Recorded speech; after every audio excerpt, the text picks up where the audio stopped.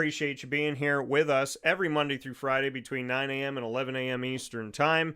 I am blessed and honored that God let me have one more trip around the sun, and I am so happy to be here with you on Wake Up Call with Dan Tortora on my birthday. That is right, October 21st. And here's some interesting thing about October 21 is that I wasn't just born on October 21st.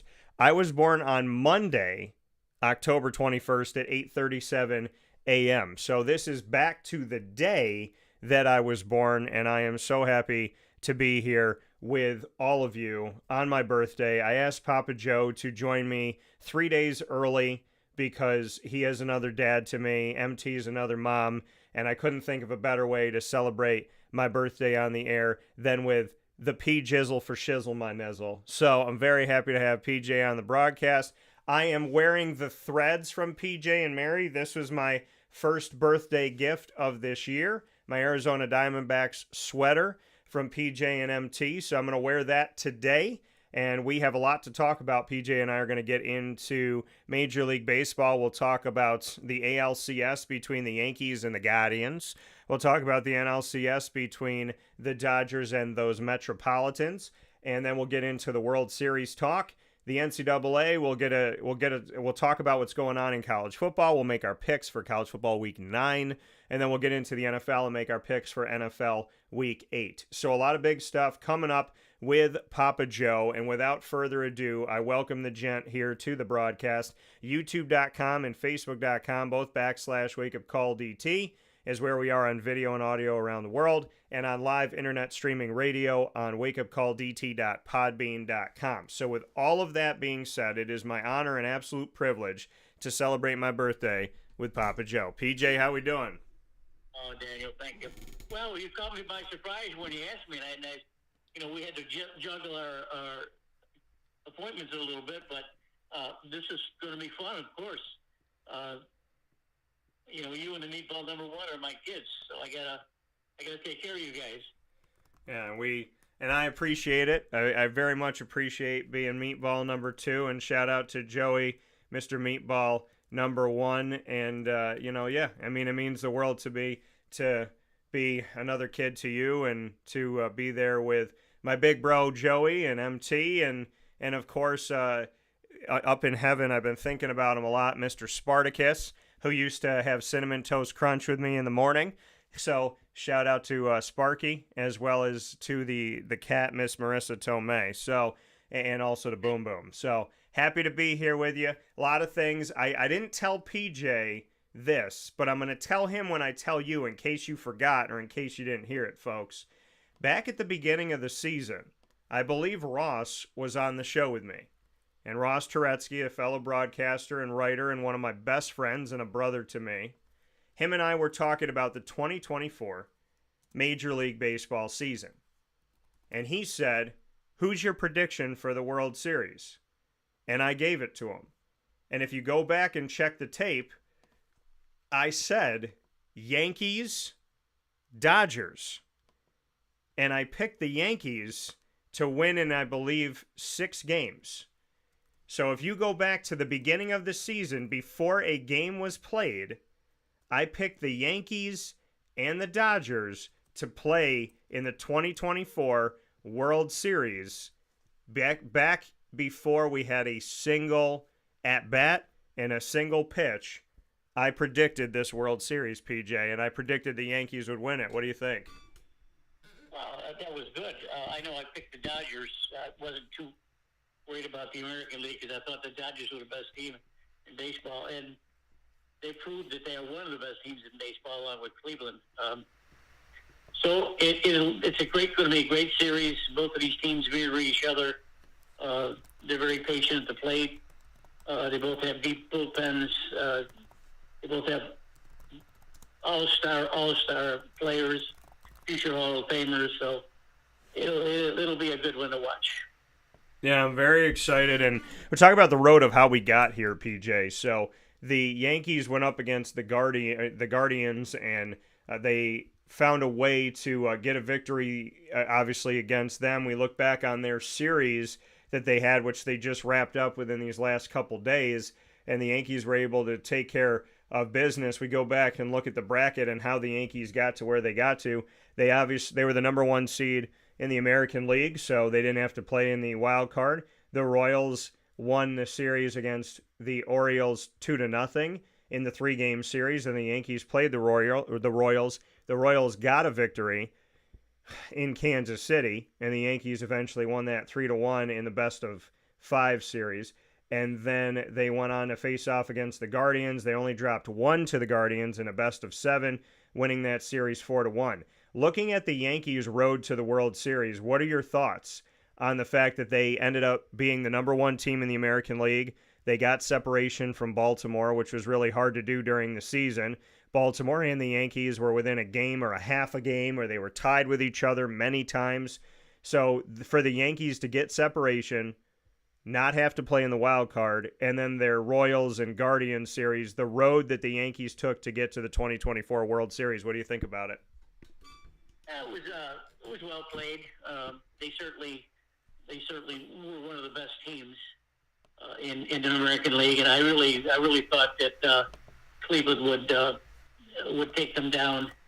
The Royals series surprised me a little bit because I thought Kansas City had a little bit more punch. And of course their pitching was Lugo. They just turned out flat. They just were flat, and the Yankees just rolled right over them. Now with Cleveland, it's a different story. Cleveland does and did have the best pitching staff in baseball, period. Their starting pitching was good. Their bullpen was excellent.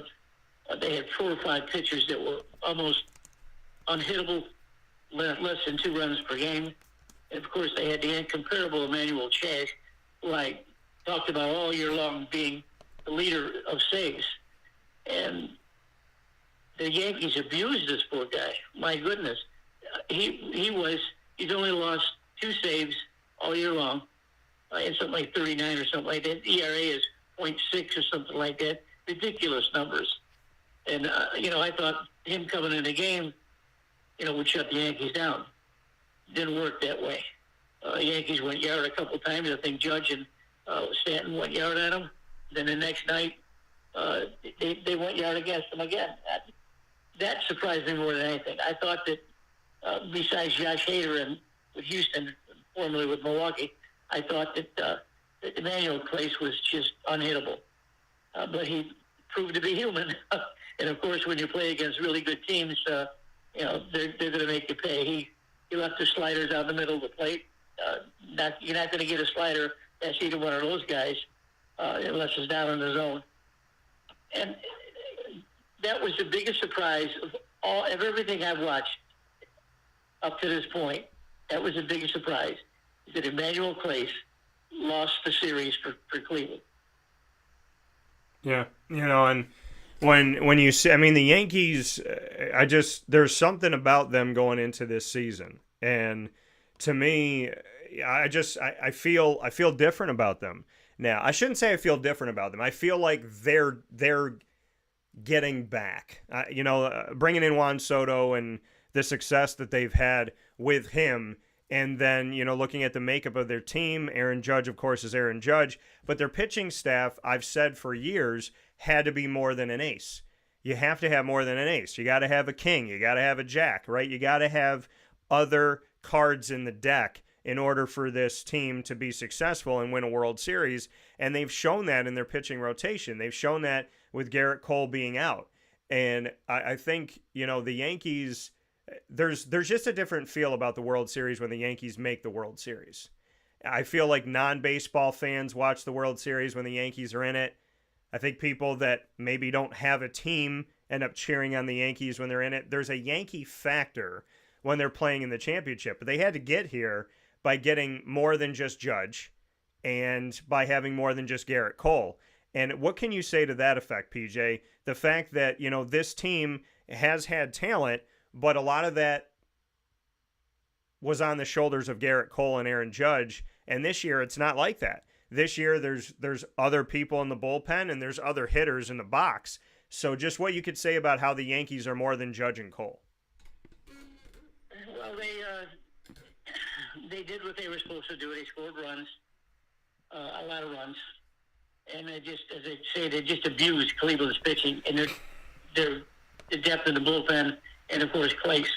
I think that the Yankees screw up a little bit here lately with the addition of Rodon and Louis Gill for the rotation. That was a big point for the Yankees behind Garrett Cole. And of course, Luke Weaver has turned out to be the closer, and he's shutting down. He's certainly no Emmanuel Place, but he did the job for the Yankees. Aaron Boone never receives enough credit for being a good manager. You know, Aaron Boone and his family go back 3 generations in baseball. His grandfather, his father, and Aaron Boone all played Major League Baseball, and he knows the game inside and out. He was running around the dugouts when he was kids, so you know he should receive a lot more credit than he is.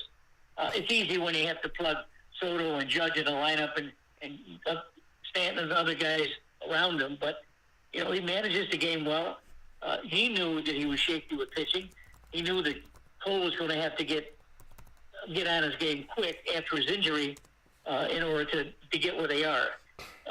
Cole certainly is hittable, and he was during the recent series, but he did enough to keep them winning. And when you can get into 3 or 4 pitchers deep in the bullpen, that's okay. When Weaver can come in and shut it down in the 9th inning.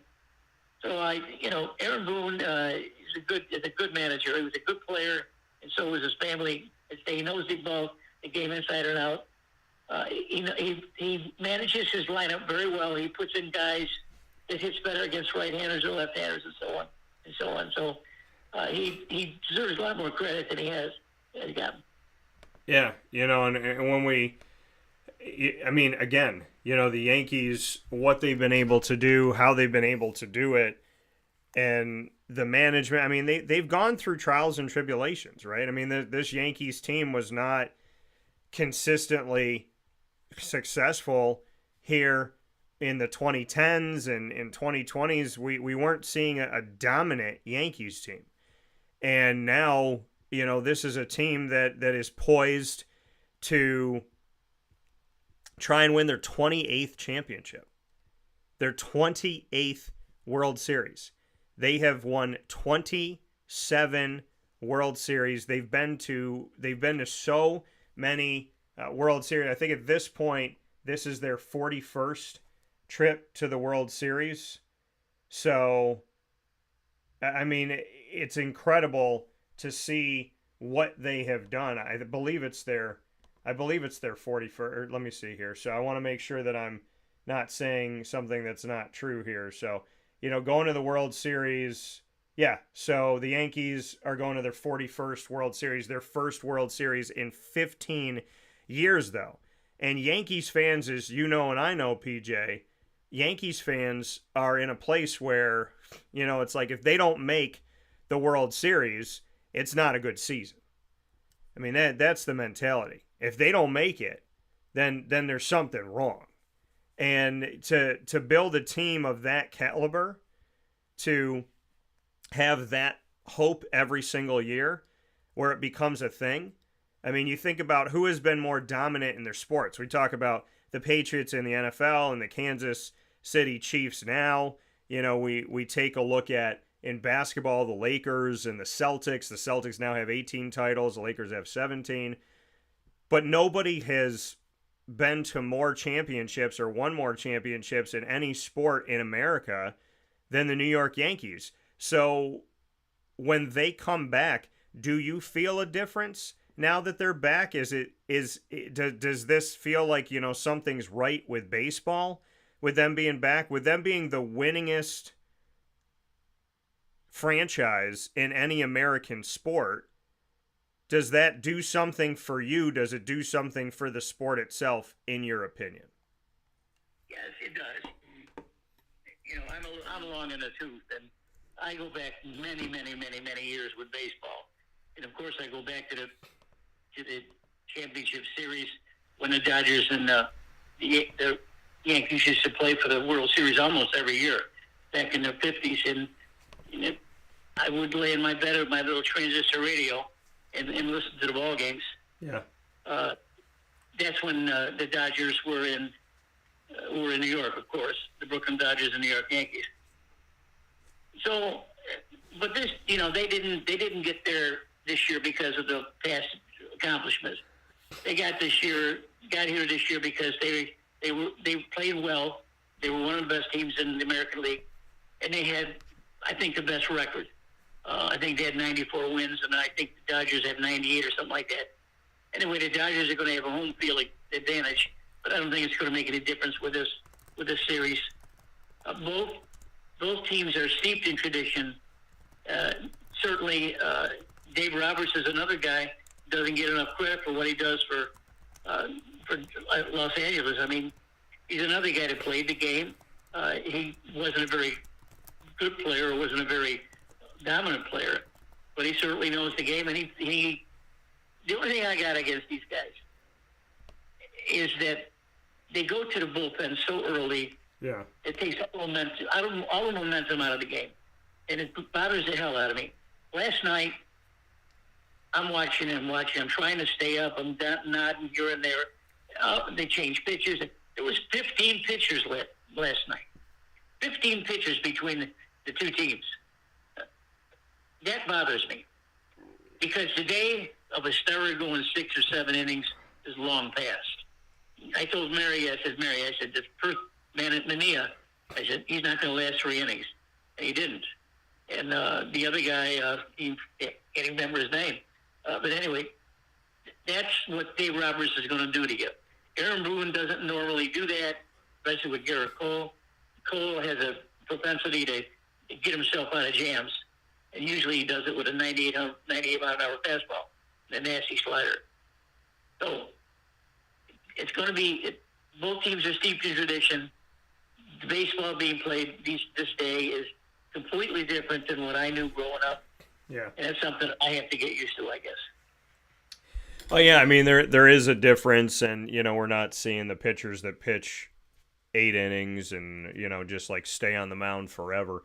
But there is something to, I mean, the evolution of baseball. Some people might call it the de-evolution of baseball and things that, were once there or not there. But when you look at the Yankees, before we get into the Dodgers, I want to get into, they missed the playoffs last season, and they didn't have Juan Soto, and they clinched a World Series berth this season because of Juan Soto. Juan Soto got the Yankees to the World Series in Cleveland by hitting a 3-run home run with 2 outs in the 10th inning when they were playing in extra innings in Cleveland in Game 5 of the ALCS. The 3-run home run by Juan Soto advanced the Yankees to the World Series for the first time in 15 years. Now, when you go back and you look at this, Soto came in a 7-player trade from San Diego in December. Now, San Diego, keep in mind, lost and did not advance to, obviously, the World Series here. Didn't have Juan Soto. The Yankees do, and they're in the World Series. Yankees manager Aaron Boone said, quote, obviously he put up an amazing season statistically speaking, but in the biggest moments, that's what he does, and it shouldn't be taken for granted, end quote. Now, here's something that's a little crazy historically, is that Juan Soto and Aaron Boone are the only Yankees to ever homer in an extra inning series clinching win. So Aaron Boone is now the manager. Juan Soto is now a Yankee. And what Juan Soto did to advance the team to the World Series, Aaron Boone was there to see it. The only New York Yankees players to ever homer in an extra inning series clinching win are your Yankees manager Aaron Boone and your new Yankee Juan Soto. What do you think about that, PJ? Oh, that's a good stat. I didn't realize that. You must have really been digging for that one. That's a really good stat. Aaron Boone is no slouch, just like Dave Roberts is no slouch. Both of these guys know the game inside and out. Look, I don't want to maximize Soto's place on the team. I mean, he's certainly an excellent player. He's a little bit of a hot dog for me. I don't much care for a lot of his antics, but he's fearsome at the plate. He battles a pitcher, grinds down a pitcher. One of these guys that could just crouch and stay there for 10 pitches and foul some pitches off until he gets something good to hit. He's a perfect complement to Aaron Judge hitting second. With Liberatore leaving off, Soto second, Judge is third, Aaron Wells, I guess. Wells was the catcher. I think he was batting fourth, and Stanton or vice versa move around. But Soto is really, he's hit well. He plays a good right field, got a good arm. As I said, he's a little hot dog, but I can get by that as long as he produces. So Soto is, on this particular team, was just as important as Aaron Judge because he hits before him. Now, there's a lot of times when Soto would make it out, or there's a man on second and Soto would make it out, and the other manager would hold up four fingers to Judge, put him on base, and face someone else. So, Soto has to hit well in front of Judge and behind Torres because that's where the table is set. Those guys make it a lot, just like Ohtani and Mookie Betts and Freddie Freeman do for Los Angeles. Those are the table setters, and they need to do that. Yeah, and they've done an absolutely tremendous job, the New York Yankees, obviously, this season in everything that's come up, and anything that's been faced their way. Now, third baseman Jazz Chisholm Jr. said, quote, "I think we should re-sign Soto, $700 million final offer," end quote. So, yeah, right. And the thing with Juan Soto, though, is the same thing with Aaron Judge. Old man Steinbrenner, if George Steinbrenner was alive, they would have signed Aaron Judge before the end of a season, before the end of a great run.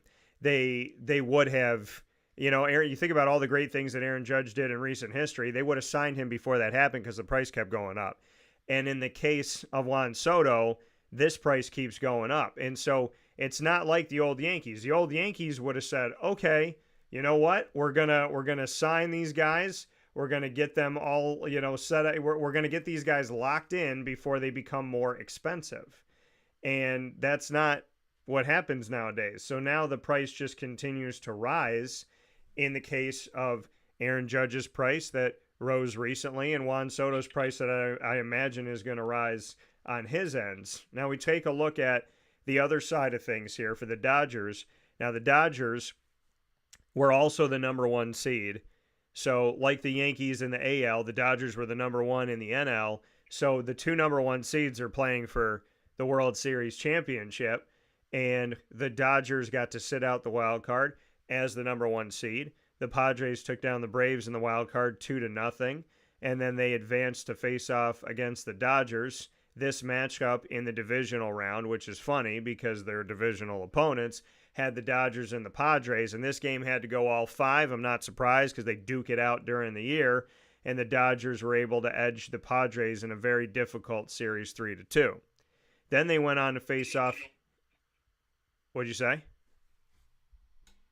Yeah, so then they went on to face off against the Mets, who advanced in the wild card against the Brewers, and then took down the Phillies 3-1 in their divisional series matchup, which was another divisional back and forth between two teams in the NL East that don't like each other. The Mets were able to get that series 3-1, and the Mets faced off against the Dodgers in a series that ended last night in favor of the Dodgers, who won the game 10-5, and their bats definitely woke up, and they were able to win the series 4-2. It went 6, so a valiant Mets effort, but ultimately the Dodgers won. So, PJ, let's go back and look at this. The Dodgers, you have called them throughout the year. You've called them or the Phillies the best team in baseball at the time.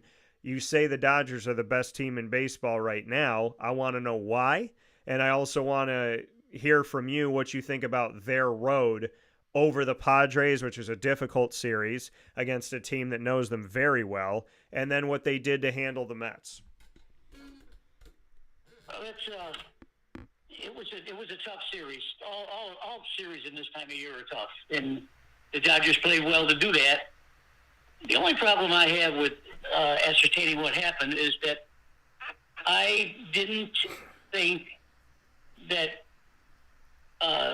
Philadelphia played their best ball.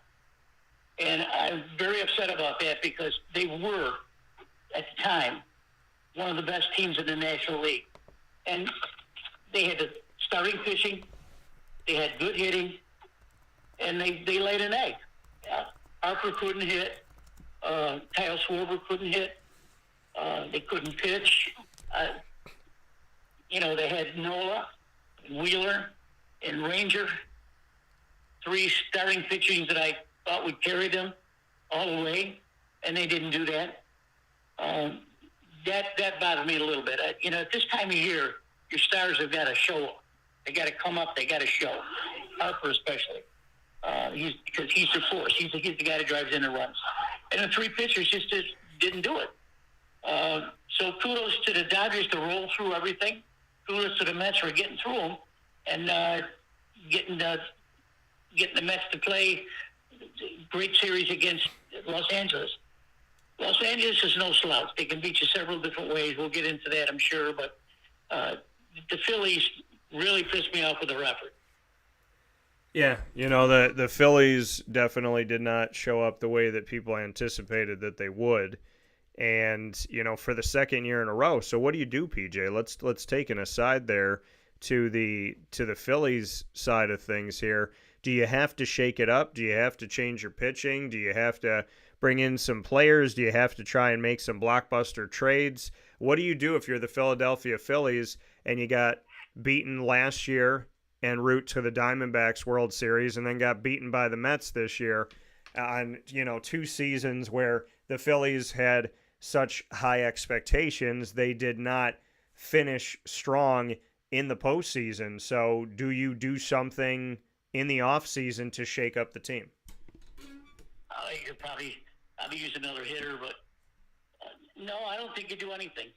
I think that next year, I think they'll ride those 3 pitchers again. All the pitchers won over 15 games and almost 20, and they were dominant, and that's what carried the Phillies. So I don't think you do that. You don't do anything with the manager. You don't.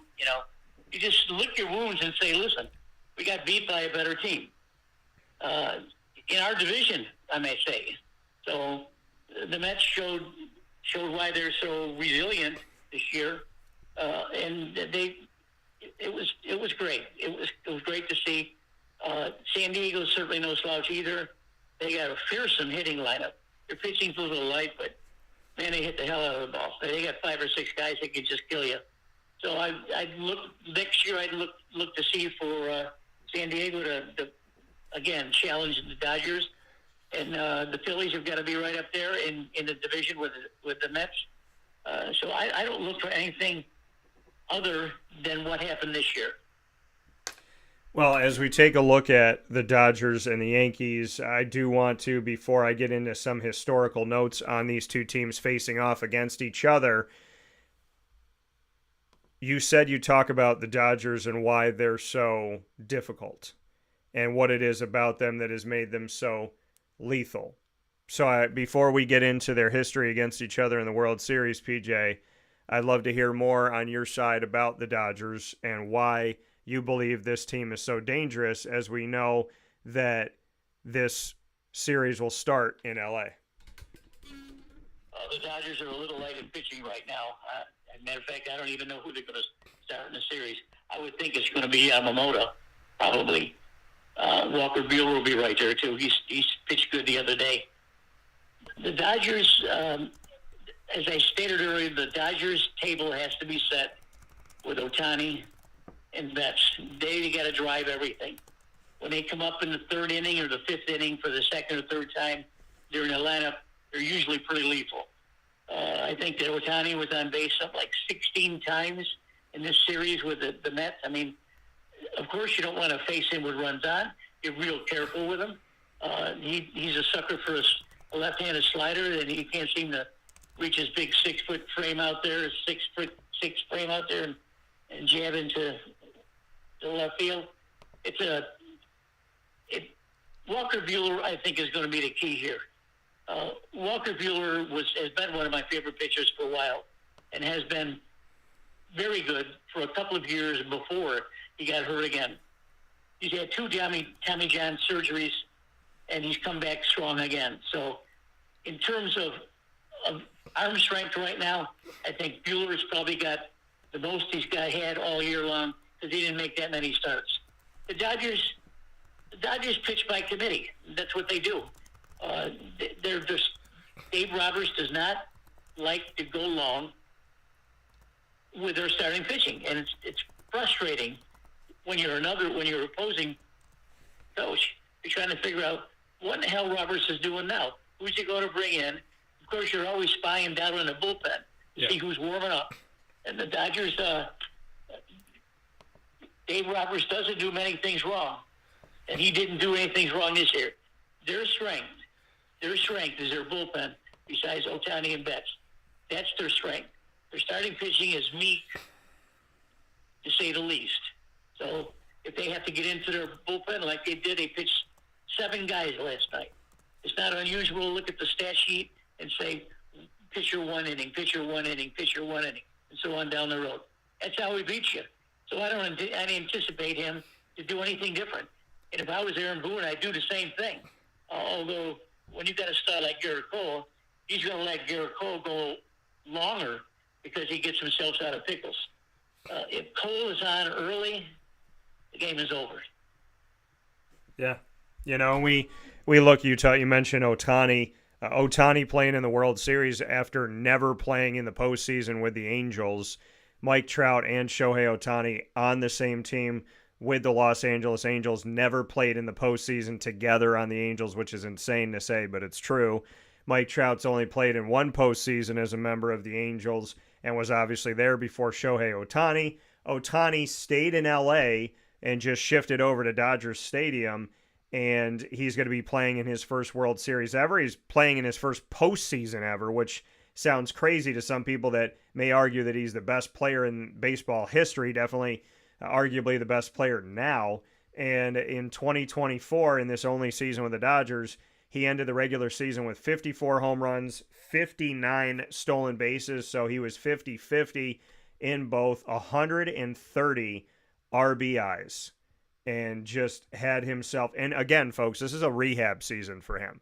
He's not pitching because he had surgery and his body is healing. So while he's healing, he's hitting 54 home runs. While he's healing, he's batting in 130 runs. While he's healing, he's stealing almost 60 bases. That is a healing Shohei Ohtani. This man is an alien, and I firmly believe that. I don't know what planet he came from, but he obviously came in peace, and he came to bang home runs. So shout out to Shohei. We're going to talk about the history of the Yankees and the Dodgers, who have played 11 other times against each other in the World Series. That is coming up right after this on Wake Up Call with Dan Tortora, where sports meets life. Here's a message from Renee from Bryan's Landing, located on 6523 East Seneca Turnpike in Jamesville, New York. Open Tuesdays and Wednesdays for dinner, Thursday through Saturday for lunch and dinner, and Sundays for brunch. It's a lot like the way that my mom and dad ran their restaurant. We have put in place a lot of people that are family to us, very similar to how my dad hired people that were family to him. And then the tradition I'm carrying on is a lot of the items that are on our menu are my dad's. And he taught our chefs how to recreate his dishes. So I think that Tommy McInerney, who our executive chef is, to him it is an art. And I think that when he does create a dish, it's not just about making the food taste delicious, which is definitely our priority, but it's an art to him, and it's almost like his canvas on a plate where he just wants the colors to look great, and people love it because he takes pride in that. And Bryan and I appreciate that. We want it to obviously look good and taste good. I will tell you, when we opened up, it was 6 weeks before COVID. And what was amazing was the community, our friends and family stepped up, and everybody did takeout. Everybody supported us. Our hearts were just so filled. So to Brian and I, obviously our friends come all the time, and we just have repeat customers in Jamesville, and I think people going to our previous restaurant in Green Lakes are making the trip to come to Brian's Landing to support us. And I mean, I think we have great food and a great atmosphere. So it's very, very important to us. Head to Brian's Landing, located on 6523 East Seneca Turnpike in Jamesville, New York, where memories have become recipes that are now meals to share with you. Tuesdays and Wednesdays for dinner, Thursday through Saturday for lunch and dinner, and on Sundays for brunch. And be sure to come out for live music Friday, Saturday, and Sunday.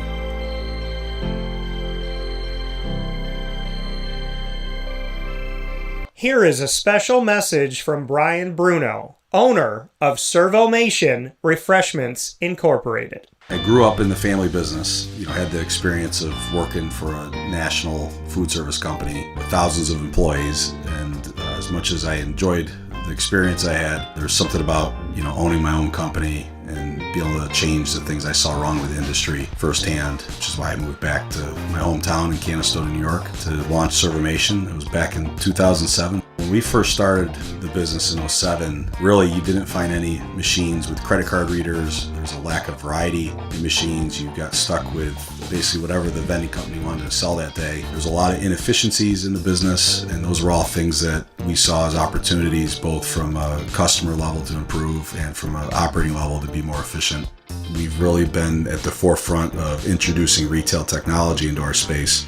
We were doing self-checkout back in 2009 before it really became a national phenomenon. The whole point of it isn't to just improve the customer experience. It's to make it feel more like a retail environment where people don't have to be afraid of what they're buying behind glass. They don't have to be afraid of not being able to see the ingredients of the packages. It was an easy transaction from that standpoint. If we were to reinvent something, we wanted to make sure what we were making looked and felt more like a deli and not like something that you would traditionally see in a vending machine. I was tired of hearing for years the customers say the wheel of death because the vending machine would circle around with the same tuna salad in it. What we wanted to do was it really change the perception of that food. So allowing customers to touch it, allowing customers to feel the weight of it, allowing customers to see the freshness of it, and also the variety of it really helps them change the perception and ultimately the value of what we bring to them. The point of differentiation you have to make is either in value or the quality, and I think on both of those fronts, Servomation has really in large part changed that value system for employees, so they no longer have to worry about bringing their food from home or having to leave their desk during the day and rush out to get back in time for their break to end. We're bringing something that they can count on in their break room every day, and they know it's going to be there, they know it's going to be fresh, and they don't have to worry about it being sold out or something that they don't enjoy. We've also heavily invested in flavored water machines, so you can get a glass of water with a fresh piece of fruit in it, along with bean to cup coffee machines. So there's not a day that goes by we're not surprised when we get customers that call us and say, we didn't know you could do all this. We're really lucky to have a strong group of dedicated employees. Most of our employees have been with us since inception. They're family to us, and people like doing business with people they like and trust. And I think the same thing goes for employees. In a day and an age where there's a lot of corporations that just look at an employee as a number and don't get to know them, that's just not the way I was raised or how I like to do business. So we're a little old-fashioned. We like getting close to our employees. We like knowing how we can help them. We like knowing how we can improve their lives, adjust their schedules, whatever it may be to help improve their quality of life. And we think in the end that makes for a happier employee. We're fortunate enough to have really grown over the last several years, and from Pennsylvania to Massachusetts to Connecticut, we really do have a strong connection, even though we're not in the rooms every day with these employees. There's not one single employee that we feel like we don't know, and certainly we know they can call us at any time, and they're definitely treated as family to us. I wake up every single day really excited to surprise our customers in a good way. The one thing I can tell you is I think that every one of our employees and every one of our customers will continue to be at the forefront of every decision we make. Find out how Servomation can help you and your business by going to servomation.com. And a welcome back here to Wake Up Call with Dan Tortora, where sports truly meets that thing called life. We appreciate you being here every Monday through Friday from 9 a.m. to 11 a.m. Eastern Time, hanging out with us on all of our wonderful channels worldwide, youtube.com/wakeupcalldt, facebook.com/wakeupcalldt, and on wakeupcalldt.podbean.com. So however you're connected with the show, we thank you so much for being with us. And of course, once the shows go live, we hop into the archives, and there are plenty of shows to watch over the years, or listen to, I should say, and watch, which is on Amazon Music, Audible, iHeartRadio, iTunes, and Apple Podcasts, as well as Player FM, Podbean, Podvine, Podchaser.com, Spotify, TuneIn, and YouTube. All you have to do is search Wake Up Call with Dan Tortora, or one word, Wake Up Call DT. Make sure you subscribe and follow while you're there so you don't miss another or you don't miss another playback broadcast again. So make sure that you do that today, and I appreciate everybody that already has. It means a lot to me. So with that being said, PJ and I are talking about the World Series. It's not the first rodeo for the Yankees and the Dodgers. The Yankees and the Dodgers have faced off against each other 11 other times in the World Series. The Yankees have 27 World Series championships. The Dodgers have 7. Now keep in mind, folks, the Dodgers used to be in Brooklyn. The Giants that are in San Francisco used to be in New York. So there were, if you go back in history, you got the New York Yankees, you got the New York Giants, the Brooklyn Dodgers, and the New York Mets. If they had all stayed in place, there would have been 4 teams in that New York City area. The only borough not having a team, Staten Island, which Staten Island has a farm team, but they have never had a pro team. So, so yeah, PJ says Staten Island has a lot of dead bodies. So, coming from a card-carrying Italian. So, when you look at the history of the Yankees and the Dodgers in the World Series, let's go back to the first. In 1941, the Yankees defeated the Dodgers in their first fall classic 4-1. And obviously back then the Brooklyn Dodgers. In 1947, when they met again, they went 7 games, and the Yankees beat the Dodgers 4-3. And you go back to that, Joe DiMaggio, Yogi Berra, a lot of stuff going on here when you go back to that history. Then you go to 1949, where the Yankees won once again, 4-1. Yogi Berra went just 1 for 16 in that World Series. Joe DiMaggio went 2 for 18. Joe DiMaggio's lone home run came in a 10-6 victory in Game 5. In 1952, the Yankees went 7 games with the Dodgers, and they won again, 4-3. Jackie Robinson, Duke Snider, Pee Wee Reese, a lot of things going on here. And Game 7 goes to the Yankees. That was back in 1952. In 1953, the Yankees won 4-2 over the Dodgers. The Dodgers got their first World Series win in their head-to-head matchup with the Yankees in 1955, where the Dodgers won in 7, 4-3. The home team won each of the first 6 games of this series before the Dodgers bucked up that trend with a 2-0 victory at Yankee Stadium in Game 7. Hall of Famer Hodges drove in both runs in that game. And then fellow Cooperstown inductee Duke Snider carried the load for the series, racking up 4 home runs, 7 RBIs, and a 1.210 OPS in the 7-game showdown in 55 when the Dodgers won their first against the Yankees. In 1956, the Yankees came right back and won 4-3 in a 7-game series. In 1963, the Dodgers won their second against the Yankees in a sweep, 4-0.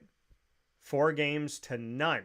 In 1977, they faced off again, and the Yankees won 4-2 in 6 games. In 1978, back-to-back, the Yankees won 4-2 once again. And in 1981, the Dodgers won in 6 games, 4-2. They dropped the first 2 games at Yankee Stadium and then turned it around. Valenzuela pitched Los Angeles to a 5-4 win in Game 3, the first of 3 consecutive one-run victories for the Dodgers, which set the stage for them to close it out in the Bronx in Game 6. And then in 1981 was the last one. So the Dodgers won the last time that they went up against each other. The Dodgers have 3 World Series victories against the Yankees. The Yankees have 8 against the Dodgers, but the Dodgers have the last one, which was in 1981. This will be the 12th time that these two teams meet each other in the World Series, but back in the day, it was the Bronx versus Brooklyn. Now it's the Bronx versus LA. What are your thoughts on the history, PJ, between these two teams and the fact that the Yankees have 8, the Dodgers have 3, and this will be number 12 between the two? Well, it's good history. I'm glad you come up with those statistics. However, it's no bearing at all on what's happening now. Yeah. Certainly, it's talk between the two camps back and forth. And then if you're a fan of the Dodgers, you're whooping. If you're a fan of the Yankees, you're whooping too. So it's not good. Look at these guys. These guys that play baseball these days, they don't care about loud noises because everywhere they go, the places are sold out. They make a lot of noise for their home team, or they make a lot of noise for the opposing team when they're in the other dugout. You know, they just have tunnel vision, these guys. They're better athletes than they were back then, although Pee Wee Reese could get anything anywhere with a ground ball. He could run down anything. But what I'm talking about, these are bigger, faster, stronger players these days, and they're just oblivious to everything that's going around them. Now, the Dodgers, the Dodgers to win last night over the Mets showed a lot of guts hanging in there and, keeping the crowd out of it, knocking in a run here and there, making it close, 7-3, 7-4. I told Mary, I said, when the score was 6-3, I says, this isn't over yet. This isn't over. The New York's not the kind of team that can roll over like that. And that's true. So when you come to home field advantage, even though the Dodgers got it, it's not going to make any difference. If you go to Yankee Stadium, you can't even hear yourself think. And if you go to Dodger Stadium, it's the same way. No. But the players, they just have tunnel vision, and they just go and they just play. I think the history is good. It's neat. It's good to talk about. And but it's not going to. There's no bearing at all on this at all. The only person that could actually adhere to that is Aaron Boone, because his grandfather probably played back in those days, and his father played too. So and Aaron Boone did, but Aaron Boone, I don't know, he looks maybe he's in his mid-40s, early 50s. So the Papa Boones played in all that era that we just talked about. Yeah. So I look forward to a good series, Daniel. I think it's going to come down to usually what it does is what I always tell you: you win championships with pitching and defense.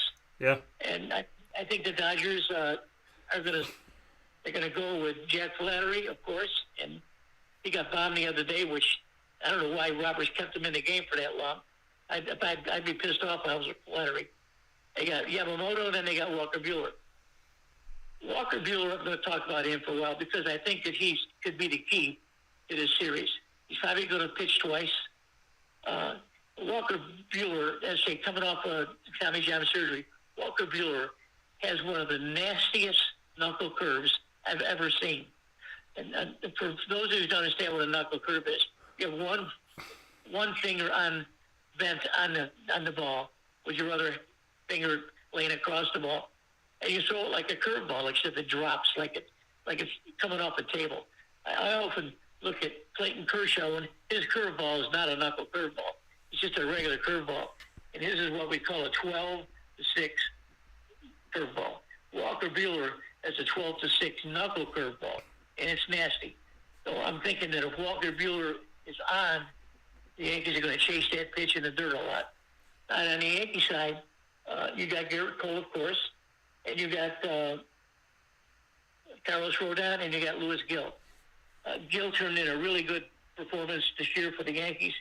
He's a little bit older than a normal player. I think he's 26. I thought he was a rookie coming up until I went and found out about him. But he did a great job. Those three pitchers, I think, are on the par with the Dodger pitching, and it all belongs to the bullpen.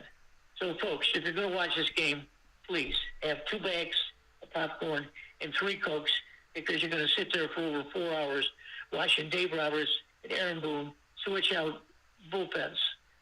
That's what's going to happen, Danny. Yeah, you got to get your popcorn ready, and you can do that by going to Ma and Pa's. And maandpaspopcorn.com, you can order anywhere in the world and have it sent to you. Or if you're here in central New York, you can go to 201 7th North Street in Liverpool, New York, to the snack capital of the world. Ma and Pa's open for you. And you can get a Yankee or a Dodgers tin. So you can actually eat out of your tin, and those tins are refillable. The ones that you buy at Ma and Pa's are refillable for the rest of your life, half-price refills. So half-price refills rest of your life at Ma and Pa's. Go get your Yankees tin and your Dodgers tins today so you can enjoy the World Series right. They only faced off against each other once this season, and it was in the Bronx. And the Yankees fell 2-1. So the Dodgers went to New York and won the series 2-1. That was June 7th to the 9th of this year. One of the games went extra innings. It was the first game, and that went 11 innings in favor of the Dodgers in a low-scoring game. Then the Dodgers had a high-scoring game, and then the Yankees were able to get 6 runs and win Game 3. So their only bout this season was in the Bronx. Nothing has been in L.A., and the Dodgers won that 2-1. Any bearing on that, PJ? I mean, we saw last year that the Arizona Diamondbacks, whatever they had against the Dodgers in the regular season didn't matter. They swept them in the postseason, but do you hold any weight to the fact that they've played each other just one series this year and the Dodgers won that series in the Bronx? Well, the way the game is played these days, Daniel, is played with analytics. And all of these numbers are being crunched in computers, and the pitching coach and the manager, all they do is look at printouts and they see who's doing what and who's doing where. There are no surprises here. The Dodgers know the Yankees very well and vice versa. There are no surprises. Garrett Cole's not going to pitch any different. Yeah. Jack Flattery's not going to pitch any different. So Ohtani's not going to hit any different. Judges need to hit a lot better, frankly, than he did. But there are no surprises.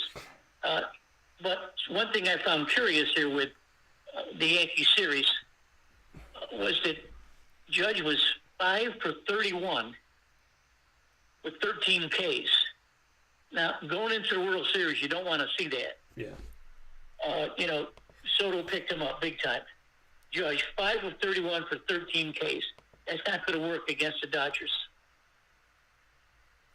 Yeah. Yeah. So they're going to have to figure it out quick, as this World Series is going to be starting up for you folks. For those of you that are getting that popcorn from Ma and Pa's ready, as well as the chocolate dipped Oreos and pretzels and cotton candy and freeze-dried candy and lemonade and all the stuff that they have to offer, because it is the snack capital of the world.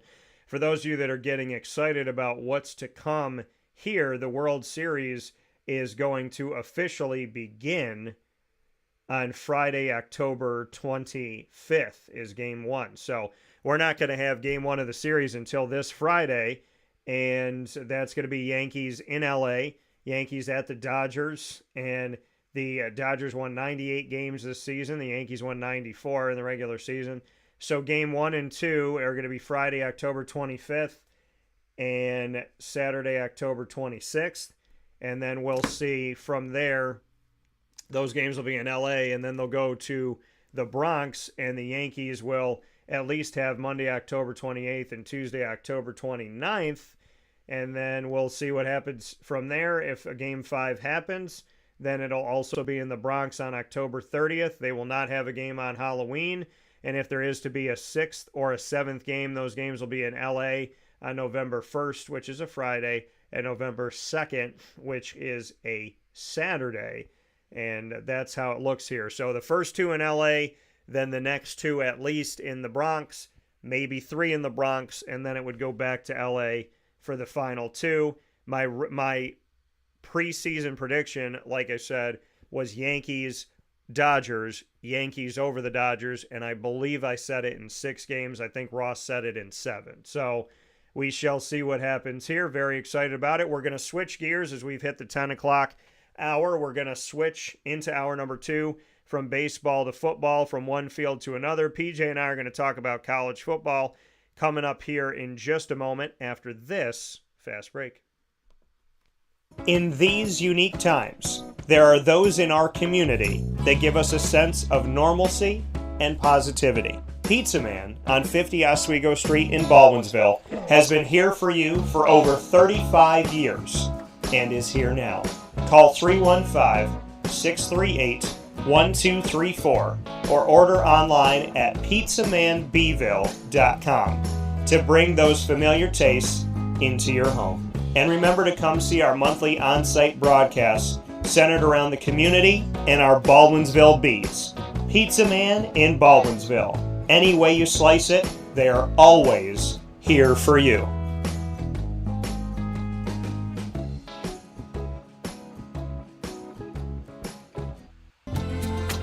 Looking for your next ride? Look no further than Great Lakes Honda City, located on 7140 Henry Clay Boulevard in Liverpool, New York. Serving our community for decades, their new and pre-owned vast array of vehicles are available to you Monday through Saturday on site. To search from home, shop at GreatLakesHondaCity.com. Call 315-365-5576 to set up an appointment. That's 315-365-5576 for Great Lakes Honda City, 7140 Henry Clay Boulevard in Liverpool, New York. Great cars, great people, Great Lakes. All right, you need to come out here and get yourself the Brooklyn Pickle. I was talking about this with one of my buddies. I was like, yo, there's no better sandwich in the state of New York than the Brooklyn Pickle. And now that I found out that they're going down to North Carolina, we are taking over your taste buds everywhere you are, wherever you're going to be. You need to get yourself out to the Brooklyn Pickle. Pinehurst, you just realized that you found yourself the best sandwich shop that you're ever going to have. This is a glorious moment. It's a blessing to your community. You're welcome. Brooklyn in the house, baby. Go over to the Brooklyn Pickle. You already know what it is. You heard the man. Head to Brooklyn Pickle Pinehurst on 1788 Old Morgantown Road in Southern Pines, North Carolina.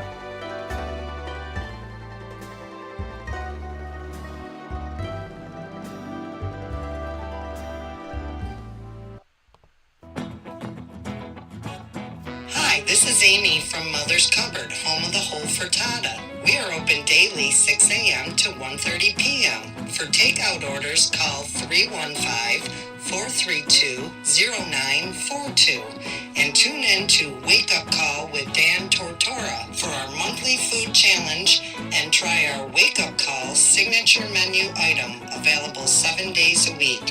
Here at Mother's Cupboard, we are Central New York, and it's our honor to serve you. Ma and Pa's Kettle Corn and Popcorn Factory remind us that every day is worth celebrating at 201 7th North Street in Liverpool, New York. Open Monday through Saturday in-store and always online at maandpaspopcorn.com. Serving our Central New York community and beyond, order anywhere, anytime at maandpaspopcorn.com. Stop in to get a tin at Ma and Pa's on 201 7th North Street in Liverpool, New York to get your half-price refills for the rest of your life. Come to Ma and Pa's for your holiday gift giving for family, friends, employees, and clients. And remember, for fundraising and events, to call 315-450-6272. That's 315-450-6272. Ma and Pa's Kettle Corn and Popcorn Factory. How corny are you? This is Jimmer Sikowski, owner-operator of Chick-fil-A Cicero, 7916 Brewerton Road in Cicero, right in front of the Home Depot.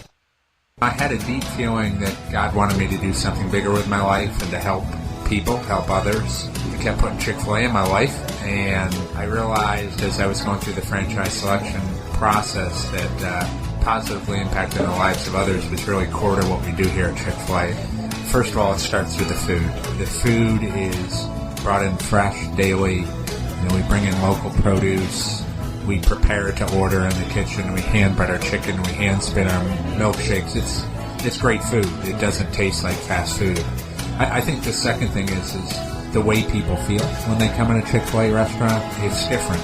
We try to treat people with intentional kindness here, which is very different and deeper than good customer service. And so I think it feels remarkable for most people to come in a Chick-fil-A restaurant. And then lastly, the impact that we try to have in the community is very different. It's a big part of the expectation of every operator of a Chick-fil-A restaurant is that they're actively engaged in their community, they're a leader in the community, and they're making a difference. When they realize that what we're striving to do is to shine a little light in their life, that's a very, very different experience than you will have in any other quick service restaurant. And it's that remarkable experience that I think people will emotionally connect with.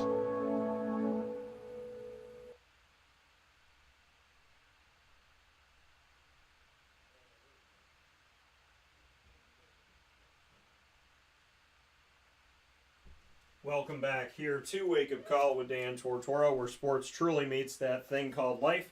Proud to be here with you every Monday through Friday from 9 a.m. to 11 a.m. Eastern time. And typically, PJ is with me on a Thursday, but we moved it up because I wanted PJ to be with me on my birthday. He's my other dad, and I love having PJ on the show. So definitely appreciate him so very much for his time. And we're now going to be shifting gears from baseball to football, but not before PJ gives us a little note here. PJ, what was the other piece of baseball you wanted to talk about? I never got a chance to finish what I was talking about with pitching. Okay. We've seen an influx of Japanese and Korean pitchers come into the league, and they're certainly well accomplished. They have 5, 6, sometimes 7 different pitchers. Now, coming here to the States, where the umpires are a little bit picky, they don't throw enough strikes. Sure, they strike out a lot of people. They go deep, sometimes deep into the count, all the time in the count, and they go deep into a series. But Yamamoto is the case here where he's got 6 different pitches. But if he's not throwing any of them for strikes or just a couple of them for strikes, it sort of leaves the 6 down to 2 or 3. And as I said, the first thing I said when we got on the air, I said both of these teams are very patient and they work the counts. They grind away because they know the umpires. They know the umpire is going to be high, low, or east or west. They know what the umpire is going to call. So if that pitch is high or low or east or west, off the plate, then they're going to take it. But if it's a more lenient umpire, then they're going to get the strike. So the Japanese pitchers, especially, even Otani, he's got 7 different pitches, Daniel. 7. He's got a big hand, but come on now, you got to be able to throw for strikes.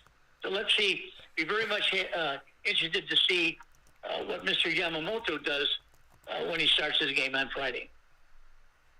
Yeah, it's going to be definitely interesting to see this run, and I mean by which teams are going to do what and how it's all going to shake out. I mean, this is exciting, and I'm putting up here right now for you all, so I want you to send me your thoughts.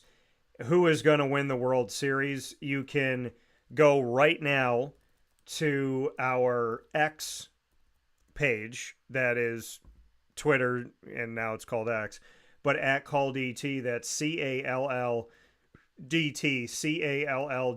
Go there right now and vote in our World Series question, which is who's going to win, the Yankees or the Dodgers. Now, it's up, it's there, and you can vote for the next 4 days. So today, tomorrow, Wednesday, and Thursday. The first game is on Friday. So make sure you vote, send it, share it, make sure as many people vote. I want to get as much in as we possibly can, and I want to get your thoughts. So vote today, Yankees or Dodgers. PJ, my preseason prediction was Yankees-Dodgers and the Yankees in 6, so I'm sticking with it. What's your prediction? Boy, it's difficult because these teams mirror each other. They both have Hall of Fame players on each side. I think Freddie Freeman is going to be a huge move in this particular series. He's got a bad ankle. He can't play well, but he's Freddie Freeman. And I imagine he'll start Friday. So if Freddie Freeman starts Friday and plays well, I like the Dodgers. If he doesn't, I like the Yankees. But I'm not hedging here. I don't want to hedge. Okay. The way Dave Roberts uses his bullpen is critical here. If he believes his guys can get the Yankees out, he'll use 7 guys or 8 guys in a game. I know it'll drive people crazy because it drives people away from the game because it's too boring. But people that know the game like myself, I know what he's doing. So I don't mind sitting for 4 hours. But some wacko is going to be there, they're not doing nothing. I don't want to. See, after 2 hours, they give it up. That's what's going to happen. And I think Yamamoto is going to be a key here. Walker Buehler is going to be a key for them. Freddie Freeman is going to be the key. If all 3 of those do well, the Dodgers win. Yeah, so we shall see Friday, October 25th. I remember back not too long ago, if the World Series was going on during my birthday, it was the end. If it had lasted all the way to October 21st, it was the end of the World Series. Now, because of the expansion of baseball, we are seeing that when the World Series ends, it ends at the beginning of November, which is crazy, after Halloween. But it'll start officially on Friday, October 25th. I look forward to following that with you all and giving our thoughts. Of course, Wake Up Call is going to have many on this subject, including Papa Joe, Brendan Murphy, Ross Turetsky. My team will be ready to have the conversation coming up starting on Friday, October 25th, and obviously leading all the way into it. PJ, shifting gears to college football. You and I haven't talked about college football in a minute, and as we look at it right now, the college football world is interesting. I want to give the rankings right now to let people know where things are at, who's undefeated. Oregon has risen to number 1.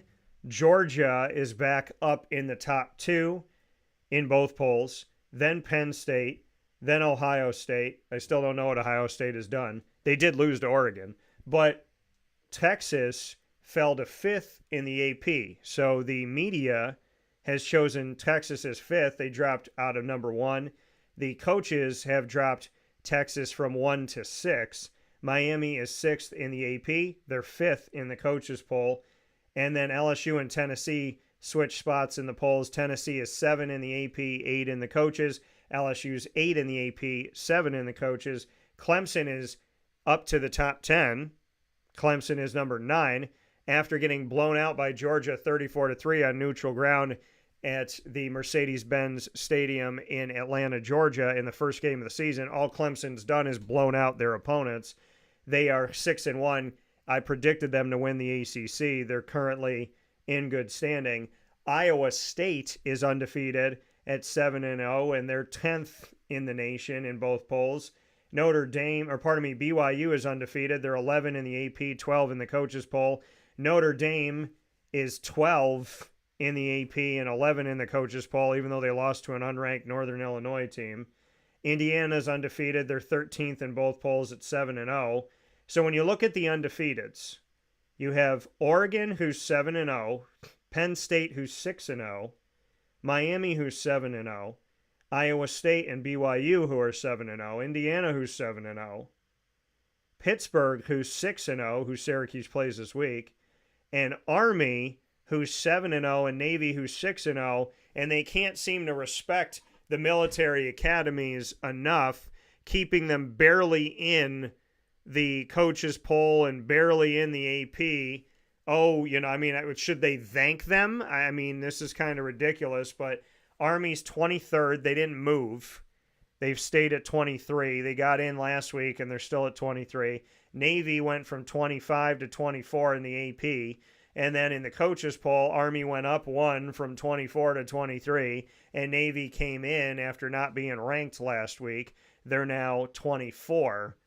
So Michigan, who had 2 losses, was still in the top 25. Now that they have 3, they have fallen out of the top 25, but it took them 3 losses to fall out.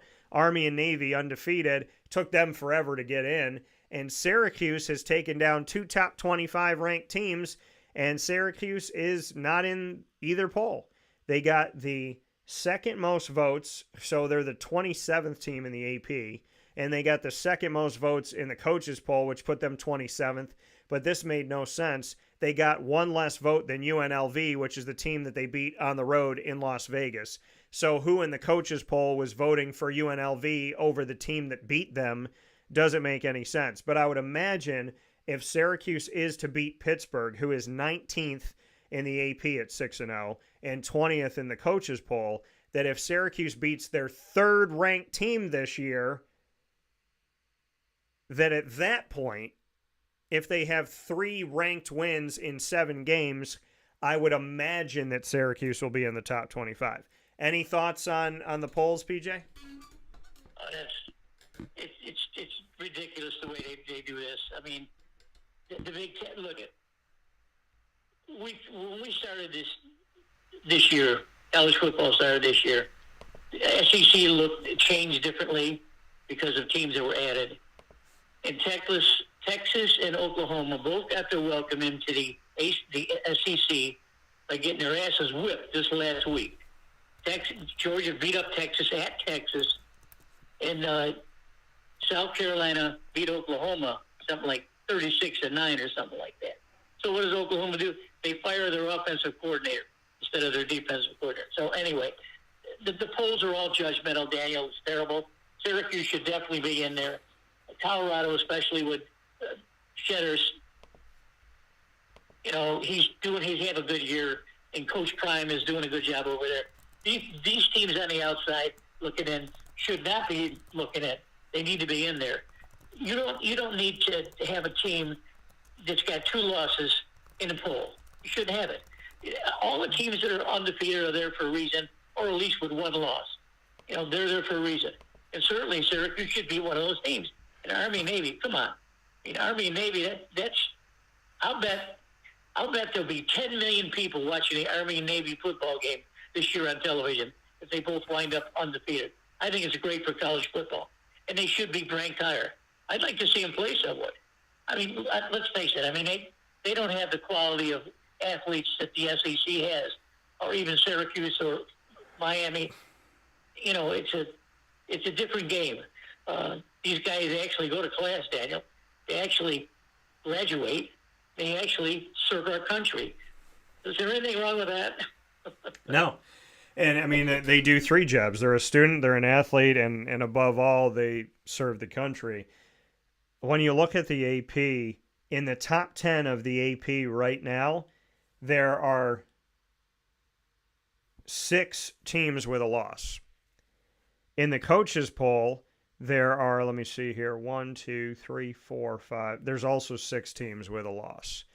So that is meant that they've kept out BYU, who's undefeated, Indiana, who's undefeated, Army, who's undefeated, Navy, who's undefeated, Pittsburgh, who's undefeated, because they think these 1-loss teams are better. Somebody wrote in to me and said, if you're undefeated, you should be at the top. All the undefeated should be at the top. Army and Navy have barely squeaked in here. That's how much they disrespect the American Athletic Conference. You got 2 military academies that are undefeated, and they're barely letting them in. They got them below SMU, below Missouri, below Illinois, below a 2-loss Ole Miss, below Boise State, below Arkansas, below a 2-loss Alabama. Now, PJ, let me ask you this. Vanderbilt has 2 losses. Alabama has 2 losses. Ole Miss has 2 losses. What are your thoughts about them not only being in the top 25, but Alabama's 15 with 2 losses in both polls. Ole Miss is 18 with 2 losses at both polls. Vanderbilt is 25, which is somehow better than Syracuse because they beat Alabama, but they got 2 losses, and they're 25th in both polls. What are your thoughts on the fact of Alabama Ole Miss being in the top 20 with 2 losses and Vanderbilt being in the polls with 2 losses? Well, our listeners are going to get bored again about how Papa J talks about the SEC. The 3 teams that you mentioned with 2 losses, they're in the SEC.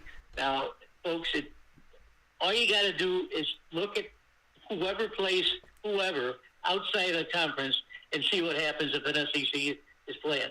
And, Herb Stanky, he's a smart guy for the SEC. He says, okay, we'll bring in Texas and Oklahoma, 2 outstanding programs, right? And the conference is going to go great. What's going to happen is they're going to wind up beating each other, and the pollsters are saying, well, hell, that doesn't change anything. And just because they're the SEC. So Texas really surprised me. Their effort was dismal. Ewers couldn't find anything. Arch Manning shouldn't have even played. Georgia looks like their dominant self a couple of years ago. Their defense is absolutely awesome. And I know that they had 7 or 8 guys go to the pros last year. They're probably going to have the same thing this year. What really surprised me was that South Carolina handling Oklahoma the way they did. And Florida beat South Carolina. Does that mean Florida can beat Oklahoma? No. Florida actually won a good game last week against a very good opponent, Kentucky, who a couple of weeks ago gave Georgia all they could handle in Kentucky. So if the fans are looking, well, Papa J's talking about the SEC, look, they're the best teams in the country. They play each other. They'll knock each other around, but they're going to be there at the end because of the schedule. Yeah. So, we shall see. I do think that there should be more love for the military academies. And if Syracuse beats Pittsburgh this Thursday night, when the world is watching, because Thursday night in the schedule is not, jam-packed. There's 2 games, or let me see here. Yeah, there's 2 games. Yeah. Georgia Southern at Old Dominion, Syracuse at Pitt. It's on ESPN. It's at 7:30 p.m. Eastern Time. You can't miss it. And if Syracuse wins that game against an undefeated Pitt team, Syracuse arguably will be in the top. They can get to the top. Let me make sure I'm right on the standings here based on what happened, because Syracuse had a bye week. But Syracuse right now is in the top 6 of 17 ACC schools, because keep in mind there's 17 now with the addition of Stanford, Cal, and SMU. If Syracuse wins, then, and let me see on Duke here. So Duke, do they have a game this? So Duke is playing on October 26th. Okay, so they got a game against SMU. Okay, so this is how it rocks. So if Syracuse wins and Duke loses, Syracuse goes to 5. But then Pitt loses to Syracuse head-to-head, Syracuse goes to 4. So if SMU wins and Syracuse wins, then Syracuse will be in the top 4 teams of 17 in the ACC this season, in Fran Brown's first season as their head coach and first time ever as a head coach in the history of his career. PJ, what are your thoughts on that? If Syracuse wins over Pitt and Duke loses to SMU, Syracuse will be in the top 4 of 17 ACC schools. All I got to say is Fran Brown is no dummy. Fran Brown. Where did he come from, folks? Remember Georgia. Where he came from. He came from Georgia. What has he been doing for several years? Watching Georgia. Watching how they play. Watching how they coach. Watching how they recruit. Now he's up to where he can win. And he is winning with the same type of integrity that he had when he was coaching for Georgia. That's the big difference. The big difference is that he knows what he's doing, coming from a program from Georgia, coming to a situation in Syracuse that needed something like this. They needed him. They needed a northern guy. They needed a black guy, and they got him. And they should. There's right, Daniel. There's no reason at all why Syracuse should not be ranked. Now Pitt's another story. Pitt plays well. But I look for Syracuse in this game to really assert themselves. I think they got a chance to do it, and I think they got a chance to be at least in the top 15 before it's over with. We know that Miami's going to be tough. I saw Florida State play Duke, Daniel. It was embarrassing. Yeah. Florida losing to Duke. I was actually crying to MT. I said, "Don't cry, MT."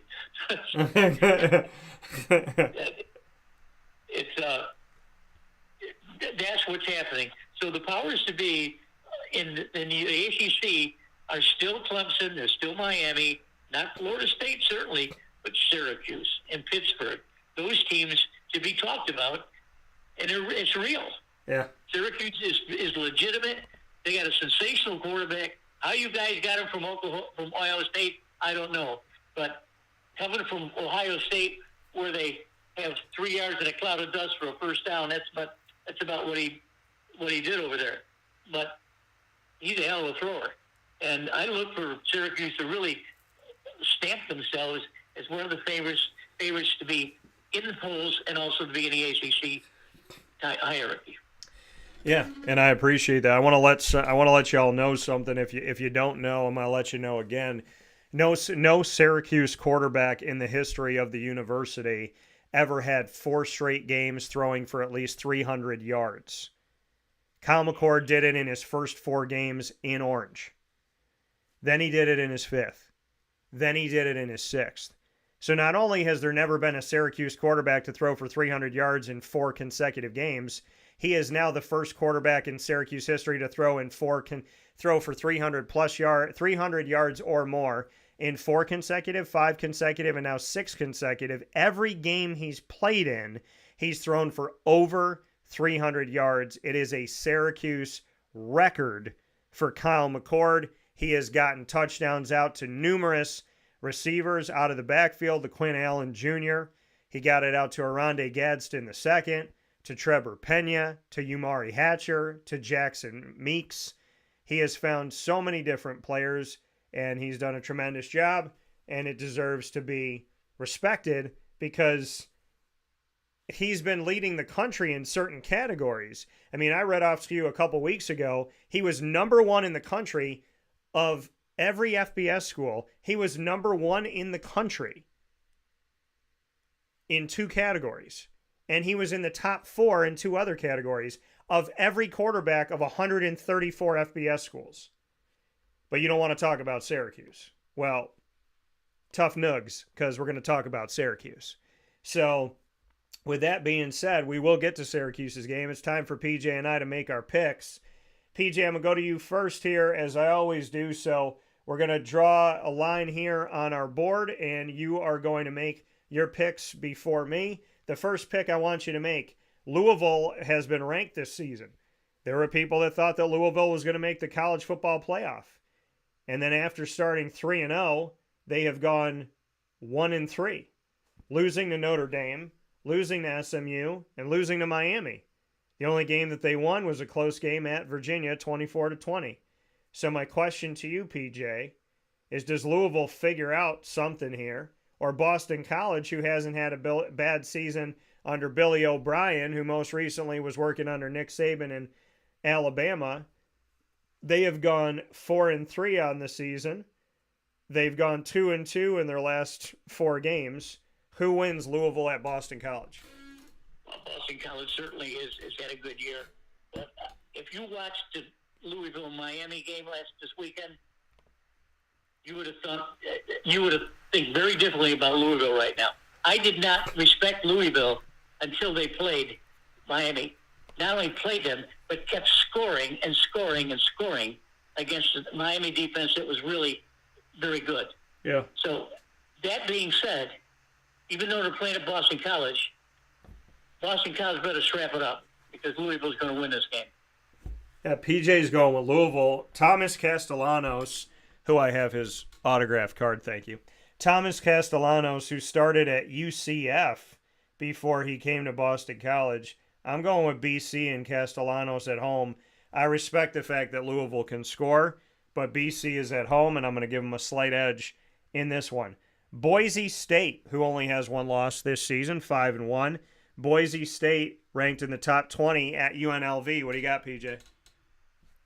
Well, I think Syracuse beating UNLV, I think, showed how weak UNLV is in certain areas. Boise State has got a running back that's running for 1 million yards. Yeah. He's probably going to be the Heisman Trophy winner if he doesn't stop. He doesn't stop running. I mean, he gets over 200 yards just about every game. I mean, he's got more yards now than most guys do in a 12 or 13 game series. So because of that, I just like Boston College. Boise State easy here. Hey, you're talking about Ashton here. These are numbers that you would think would be at the end of the season. Ashton currently has 126 carries for 1,248 yards this season. At the midpoint of the season, he has over 1,200 yards, 17 rushing touchdowns, and his average yard per carry, 9.9 yards on average, which is pretty much averaging a first down every time he touches the ball. Yeah, I'm going with Boise State and the Broncos to get this victory in this matchup as well. So I'm going with the Boise State. So I'm going with them in this one to get the victory like Papa Joe had. If I can get a B on the screen, there we go. So the next one that we have, PJ, is going to take us to a matchup that is going to pit Rutgers at USC. USC's had some good moments. They're not ranked. Rutgers has had some good moments. They're not ranked. Who do you got? Rutgers and USC. Wow. USC has been a big disappointment this year. But I think they have enough to beat Rutgers here. All right. So PJ going with USC over Rutgers. On the West Coast, I'm also going to pick USC because they're home. Lincoln Riley's had some good moments, but the team is unranked in their first season in the Big Ten. And keep in mind, USC was one of the teams that took down Michigan early on this season in their first season in the Big Ten. Next game that we have up, PJ, Notre Dame, Navy. Navy's considered the home team, yet this game is going to be played at MetLife Stadium, the home of the Giants and the Jets in East Rutherford, New Jersey, this Saturday, October 26th. Notre Dame is ranked 12th in the nation despite losing to an unranked Northern Illinois. They have wins over Texas A&M, who is ranked, unranked Purdue, unranked Miami of Ohio, Louisville when they were ranked, unranked Stanford, unranked Georgia Tech. Yet they're considered to be just outside of the top 10. Navy is undefeated, and Navy is barely in the top 25 at 24. What do you think about this one? Notre Dame plays Army and Navy every year, but these games are coming against undefeated Army and Navy teams. If Army stays undefeated when Notre Dame plays them, Navy is undefeated at 6-0, and they're bowl eligible. So what do you have for Notre Dame and Navy being played at MetLife? Well, this is a good measuring stick for what Navy has done. Typically, Navy and Army always have a running offense. They have a running quarterback. They don't throw the ball very often at all. I mean, sometimes less than 5 times a game. They like to control the clock, eat up yardage. Although, they're playing a different monster here. Notre Dame supposed to be one of the better teams in the country. They're probably going to be bigger and faster and stronger. That maybe not faster, but bigger and stronger than Navy, that's for sure. I don't think that the keep-away deal here for Navy is going to help them win the game. If they do, they'll probably win the game, but I don't think it's going to happen. So I think I like Notre Dame here. Although I'd love to see Navy win, if that makes any sense. Yeah. PJ going with Notre Dame with the slight edge. I am going with my grandfather and great-uncle Carmen. I am going with the Navy to prove. And if Navy beats Notre Dame and Notre Dame is 12 and Navy is 24, if Navy beats Notre Dame, I want Navy in the top 15. I know you won't do it, media. I know you won't do it, coaches. But if they beat Notre Dame, then they deserve to be in the top 15 because Notre Dame does not deserve to be in the top 12 right now. So if Navy beats them, put Navy at least in the top 20, probably at 20 they'll put them, but they deserve to be in the top 15 if they're 7-0 and they beat Notre Dame that always has all the clout around it. And listen, if Notre Dame earned it, I'm not saying anything, but they haven't earned it. They get into these rankings based on their history, not based on today.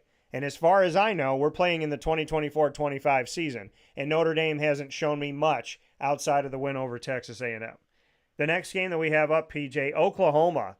Man, they were ranked high this year too, weren't they? First season in the SEC. Now they're unranked, and Ole Miss is 18th, even though they have 2 losses. What do you have for this one in Mississippi? Well, both teams lost last week. I'm surprised at Ole Miss losing a couple games already. I do believe their defense is suspect because Jackson Dart for Ole Miss is a superb quarterback. He can make all the throws. I think that Ole Miss may be a little bit quicker and faster than Oklahoma is, and I think I like them in this game. Yeah, I'm going with the Ole Miss in this one, and we'll put it on the screen as Ole. But I'm going with Ole Miss to get the victory here. I think they're better than a 2-loss team. We'll see what that looks like as the season goes on. Illinois at Oregon, PJ. Illinois just got a victory over Michigan, which knocked Michigan out of the top 25 for the first time this season. That win was 21-7 at home for Illinois.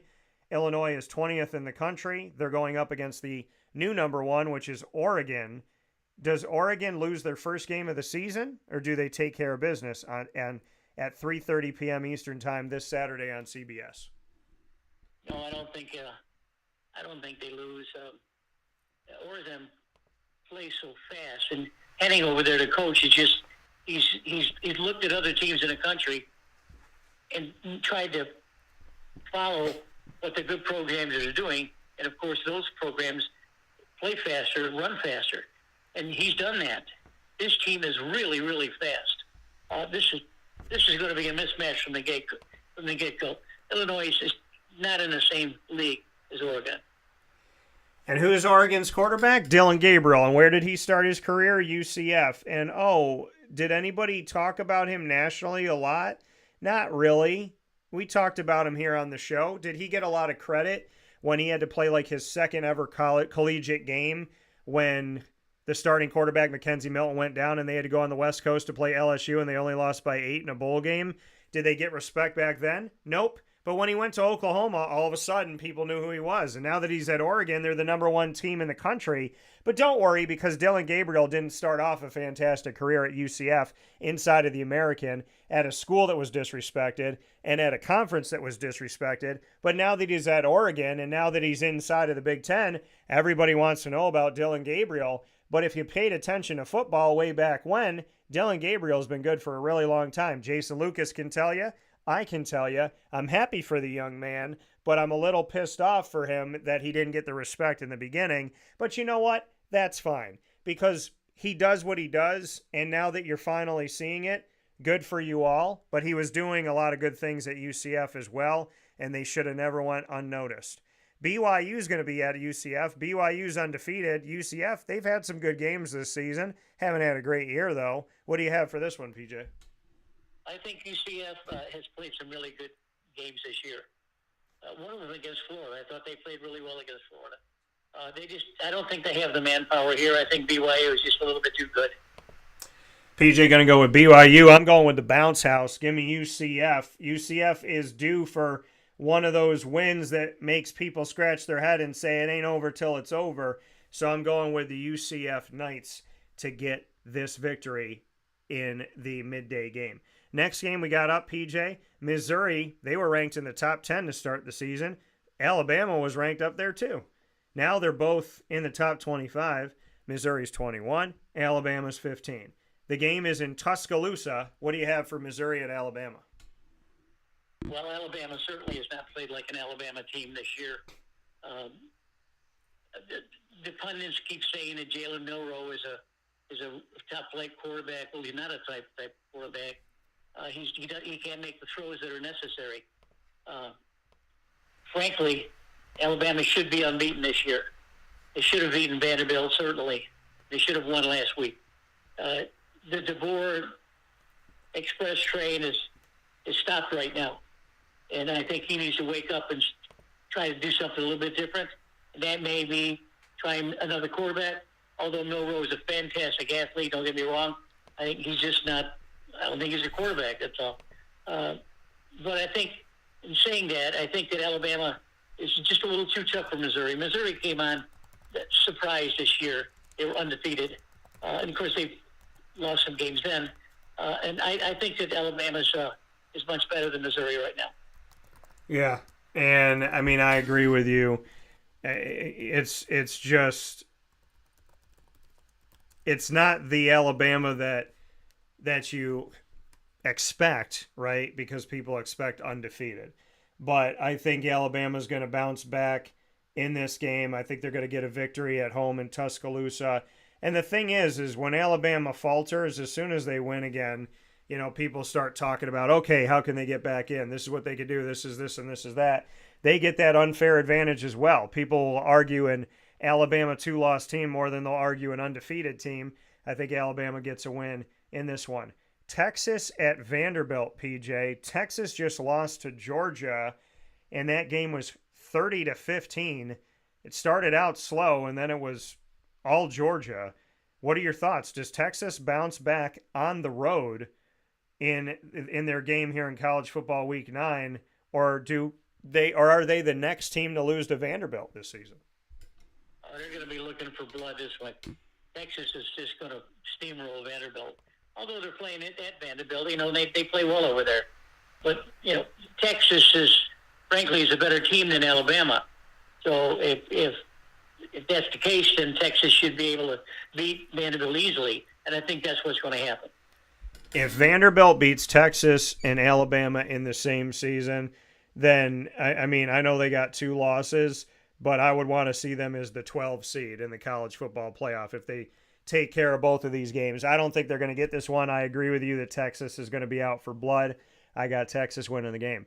Florida State at Miami, the battle for the state of Florida. What do you have for this one, PJ? Florida State, who I did not pick to win the ACC because I did not believe that DJ Uiagalelei was going to be the answer, and I just didn't think that this team, as good as last season was, they didn't have their quarterback back.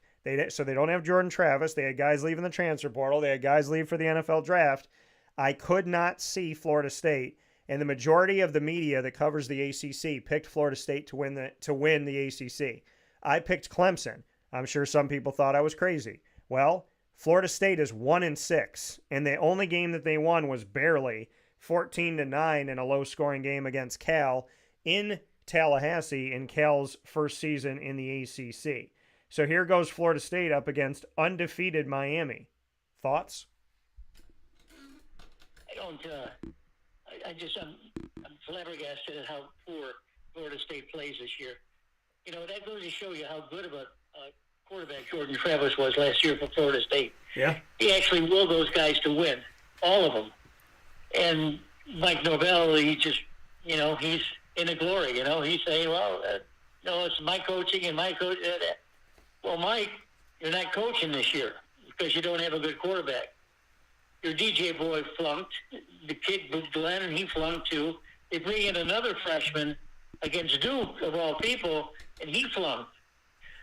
And Miami's going to run away. This may be the biggest upset. This may be the biggest defeat in Florida State history. Yeah. I don't disagree with you. If Miami we know they could put up scores in the 50s, and I don't see Florida State stopping them from scoring at least in the 40s. So I'm going with the Miami Hurricanes to get the victory. We got a few more games, PJ, to run through here. The next game that we have up is going to be LSU, who's in the top 10 right now. LSU at Texas A&M. They might have fallen out of grace at certain points, but then they fell back into grace. And so I'd love to get your thoughts on LSU and Texas A&M in a game that's going to be played in College Station, Texas. This to me, it's a pick'em game. Even though Texas A&M at home probably will be favored just by a couple of points, if at all. And I think because of that, I think they win, even though LSU is a very good team. Yeah, I mean, LSU got to keep in mind here. LSU barely beat South Carolina on the road 36-33, where you have a Texas A&M team who's played well this season in Mike Elko's first season back after being the D coordinator for Jimbo Fisher for the Aggies. He went to Duke for 2 years, became a head coach, did a tremendous job, and now he's won 6 games in a row after losing to Notre Dame in their first game of the season. So I'm going to go ahead and pick Texas A&M as well. I think Texas A&M is flying under the radar right now, and I think they're totally okay with that. I'm going with the Aggies to get a victory at home. Next game that we have up, PJ, is going to bring us, there are so many good games. It's hard for me to narrow it down without saying let's pick 20 some odd games. But how about SMU at Duke? SMU is in their first season in the ACC. I know Rhett Lashley well. They're already bowl eligible at 6-1, and they have not lost a game in their first season in the ACC. They are 3-0. They're going to be at Duke this week. What do you got? I think Duke probably is still thinking about their win over FSU last week, and they shouldn't because SMU is a better team than Florida State. So I like SMU here. Yeah, I'm gonna agree with you and also go with SMU in this matchup to get the victory and stay undefeated in the ACC. I warned people. I said SMU, even though they're in their first season in the ACC, could very well have themselves a good season. They are no slouch, and they have definitely provided much to that statement, and they've done a tremendous job. So shout out to the Mustangs, Rhett Lashley, and the entire squad out there with SMU. So the next one that I want to go to, PJ, we got one more that I want to do here. Your Florida Gators are off this week, so I want to go back to Thursday night, and I want to go to Syracuse at Pitt. Syracuse has not won at Pitt in a very long time. If you go back and look at Syracuse and Pitt's football history, this is nuts, PJ, but it's been Syracuse has 33 wins, 43 losses, and 3 ties against Pitt. If you go to recent history here, Syracuse beat Pitt on neutral ground at Yankee Stadium last year, 28-13. Before that, they lost 5 in a row to Pitt from 2018 to 2022. They have not won a game in Pittsburgh, Pennsylvania since 2001. Saturday, October 13th, 2001 is the last time that Syracuse won at Pittsburgh. They won that game 42-10. So they're trying to win their first game in Pittsburgh in 23 years. Do they do it? What do you got? Well, I haven't seen Pitt play this year, I have to say. I have seen Syracuse play. And we know that Syracuse is going to throw the ball. We know that Syracuse is going to get a lot of yards. We know Syracuse probably going to score a lot of touchdowns. That's probably going to be enough to win. It'll be a very close game. I'm not even sure what the line is, but it's got to be probably a pick-em game. But I like Syracuse just because they're playing that well. Yeah, Syracuse, I spoke with Fran Brown, and I know that he's getting the team ready, and there's a lot of excitement around this game for the alumni, of course, because it is a rivalry game. Syracuse is what Papa Joe has picked, and I will pick Syracuse. And if Syracuse wins and SMU wins, keep in mind, folks, Syracuse will be in the top 4 in ACC standings of 17 schools. And they'll have the same record as Pitt, and they'll hand Pitt their first loss, and both teams will be 6-1.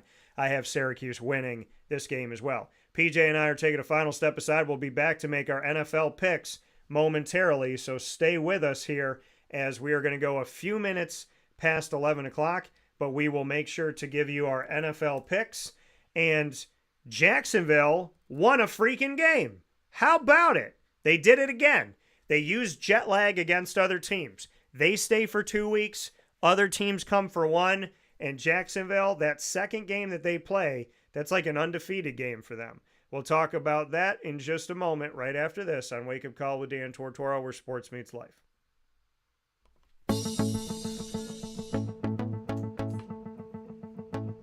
Avicoli's, located on the corner of Route 57 and Wetzel Road in Liverpool, New York, has been your trusted neighbor for decades. Located just steps from Liverpool High School, we're happy to have the Liverpool Warriors on-site, on-location broadcast at Avicoli's through Wake Up Call with Dan Tortora every single month, featuring student athletes, coaches, and administration throughout the year from Liverpool High School. Head out to Avicoli's today on the corner of Route 57 and Wetzel Road in Liverpool, New York, open Tuesday through Sunday for lunch, dinner, and drinks. We'd love to see you out there, and of course you can call them at 315-622-5100 for takeout, delivery, and catering. That's 315-622-5100, and also find them on myavicolis.com. That's myavicollis.com.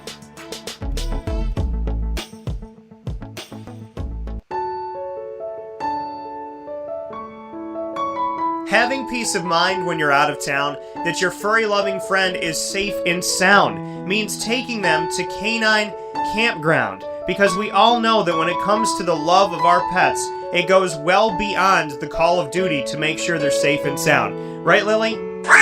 So take a ride to 242 Johnson Street in East Syracuse, New York, and see Canine Campground and where your dog will be staying, in the classic cabin, the executive cabin, the grand cabin, or of course the luxury cabin, because if you know Lily, you know she loves luxury.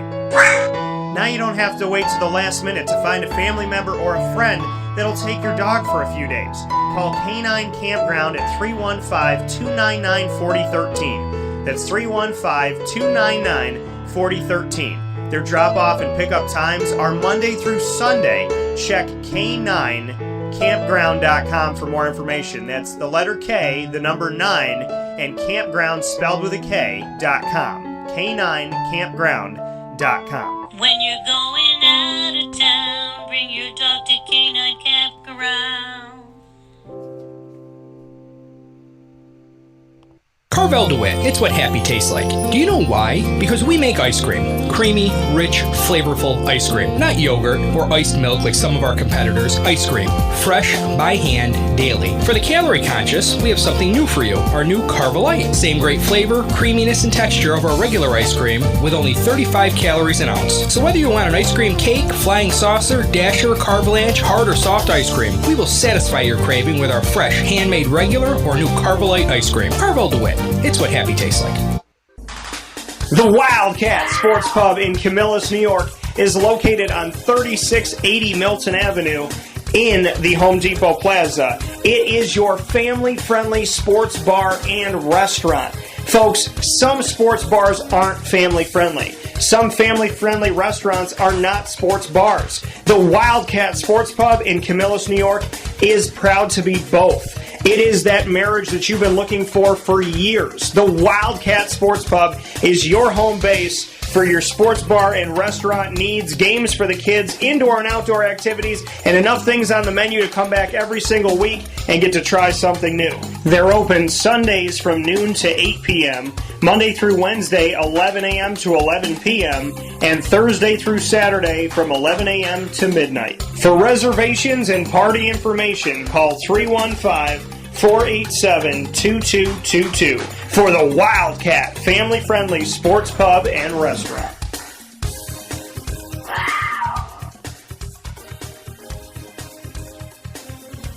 GG Cards and Breaks. Like, comment, subscribe.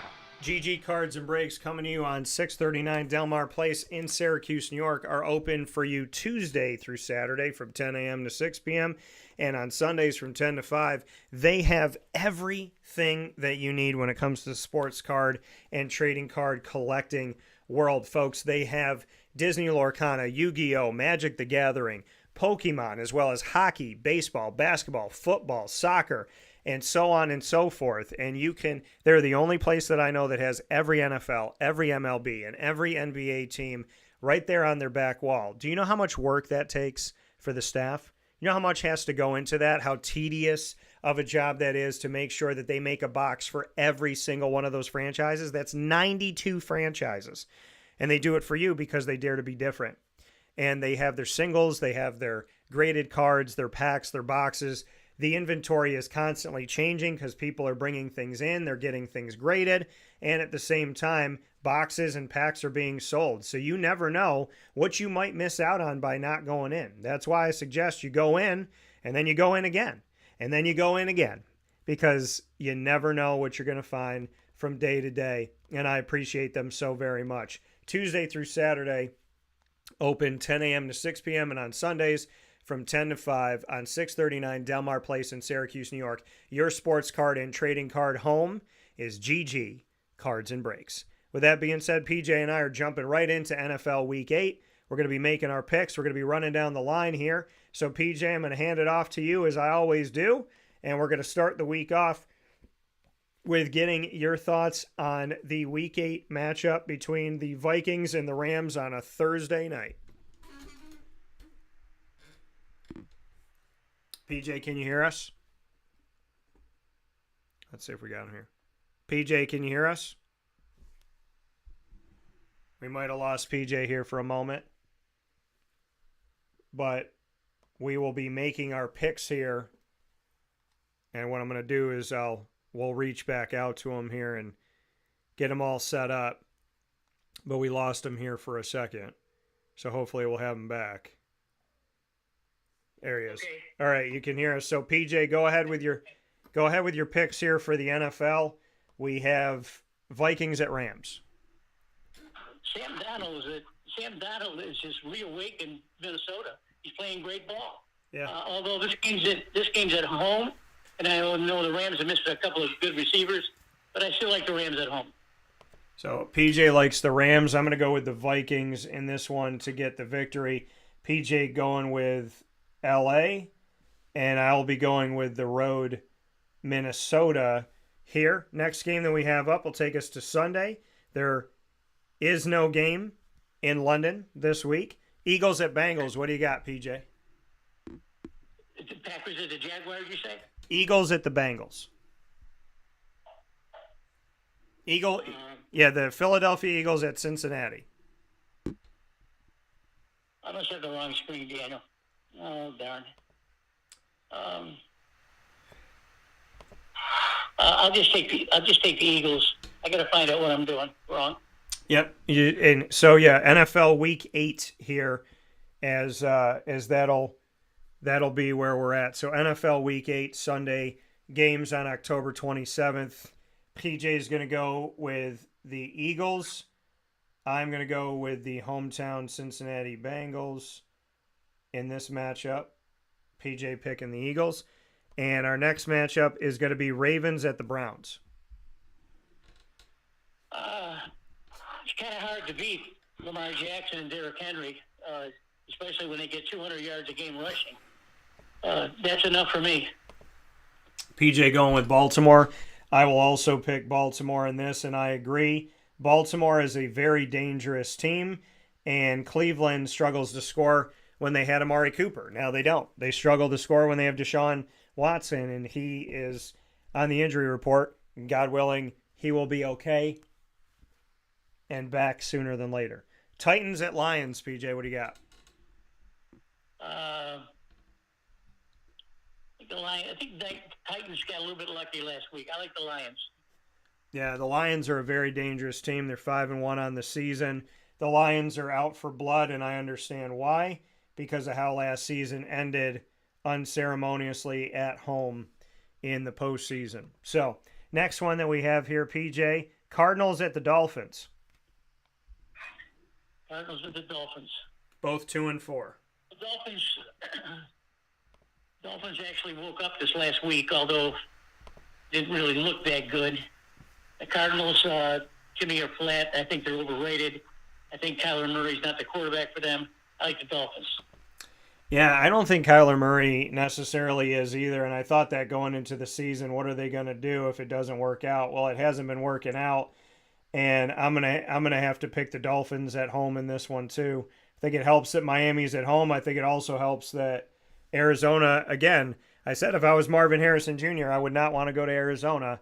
And he's had some moments, and then it's gone quiet. I'm going with the Dolphins. Jets at the Patriots. PJ, what do you got? What is it, Daniel?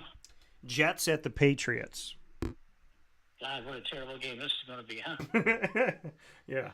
The Jets looked flat last night. Aaron Rodgers threw for a ton of yards, completed over 20 passes, but didn't get enough to Devontae Adams. The Patriots are just awful. I like the Jets. Jets are 2-5. Patriots are 1-6. People were not expecting the Jets would be in this position with a healthy Aaron Rodgers. And I'm going to go with the Jets in this game because the Patriots are just really, really bad. But the Jets are going to have a wake-up call. Pun fully intended. There we go. Falcons at Bucks. What do you got? The Falcons at the Bucks. Well, I think the Bucks are very difficult to stop. I think Baker Mayfield and his connections there with Godwin and Mike Evans, they're just too tough.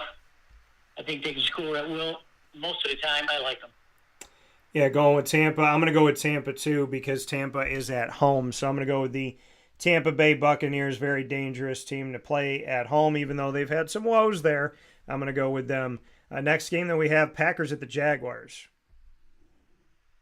Well, after what the Jaguars did this last week, I'm very happy that how they played. And I watched the game until I had to go to Mass.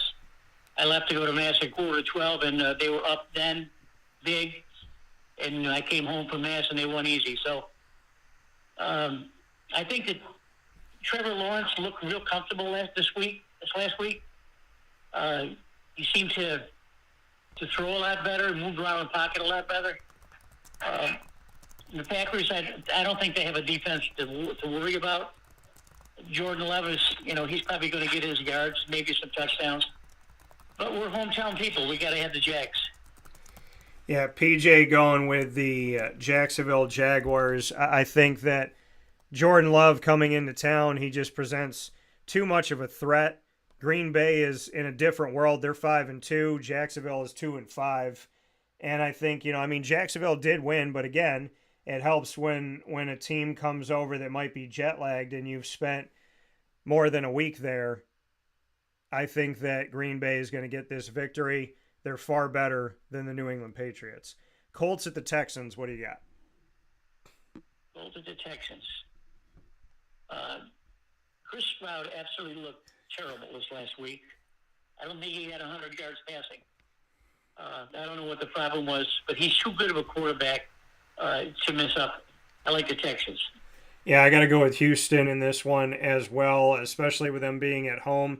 I know that Indy has played themselves, into tight spaces and tight opportunity games, but I think Houston's going to be too much. Saints at the Chargers. How about this? This is the Drew Brees Bowl. Remember when Drew Brees was a Charger and they let him go to the Saints? I stood in front of my TV and I said, that's going to be a mistake. And then Drew Brees went on to win a Super Bowl. Saints at the Chargers. What do you got? The Saints with Spencer Rattler don't look very good. I don't know if he's going to be the answer going forward, but I think the Chargers are real. Bobby Hibbert and his boys are going to roll here. Yeah, I got to go with the Chargers at home as well. I don't trust the Saints on the road right now, and I don't trust the Saints to score a ton of points, even though they scored 91 in the first 2 weeks. It's been different. Bills at the Seahawks. Geno Smith, again, is proving me wrong. He's done a remarkable job up there in Seattle. He's actually winning some games for them. But you're dealing with probably one of the best quarterbacks in the country, and that's why the Bills will win. Yeah, I got the Buffalo Bills in this one as well. I think Buffalo, they might make some defensive plays in this that'll change things up and condense the clock time for Geno Smith, which will help them. I got Buffalo. Panthers at the Broncos. What do you got? Panthers at the Broncos. Panthers at the Broncos. Well, of course, the Panthers are terrible. And I like the direction that the Broncos are going. I like them. Yeah. Bo Nix, I predicted he would have a good rookie season, and I'm also going to pick the Broncos in this one. I think Bo Nix is putting them. I know Kansas City's undefeated, but let's not forget about Bo Nix and what Denver's doing. They're 4-3 on the season. Chiefs at the Raiders. The Raiders. Excuse the Raiders. I watched Kansas City all day yesterday. I couldn't take my eyes off the screen. Patrick Mahomes made a play yesterday that boggles my mind. It still boggles my mind, and it's going to be on replays forever. I think the Chiefs can score at will anytime they want to. I know they're down a couple of receivers. So what do? They put in 3 tight ends. 3 friggin' tight ends, and they win easy. They're probably going to win easy here, too. Yeah, I'm going with Kansas City to stay undefeated. I know that the Raiders in recent history have been a little bit of a threat for them, but I'm still going to go with Kansas City in this one. And for some reason, my screen is not letting me doodle the way that I want to doodle. So let me go ahead and get to let me clear it and then bring it back to you here. So I'm going to go and I'll fill in the rest in a moment of what PJ and I said. So this thing is just going to be a total pain in the tush. So I'm gonna bring it back in. We're both going to pick Kansas City, and yeah, I think Kansas City will be able to get it done here in the grand scheme of things. I'm going to go with Kansas City. For some reason, it's not letting me pick the things that I want to pick. So that's created somewhat of an issue on the screen right now. But PJ and I are going to go with Kansas City. Okay, PJ, let's go to our next game. And that next game for us is going to be the Bears at the Commanders. The Commanders, Daniels got hurt yesterday for a while. I'm not sure he can play. These Bears are better than I thought they would be with Caleb Williams, but I still like Washington. Yeah. So I mean, it's tough. I think without, Jaden Daniels, it depends on where he's at, and if he's unable to make it happen, then I'm concerned on what that could be for the team. But ultimately, I'm going to have to go with this one's really tough for me. I'm going to go with Washington to squeak it out, but I wouldn't be surprised if the Bears win. So we're both going to pick Washington in that game. Next game we have up, Cowboys at the Niners, Sunday Night Football. What do you got? Jerry Jones may retire before this game starts, Daniel. Or they're really all over him, boy. He's pitiful. The 49ers look pretty good against the Chiefs, but no one beats the Chiefs right now. I'm mesmerized at how they can score and win games. The Niners, I think I like in this game a lot.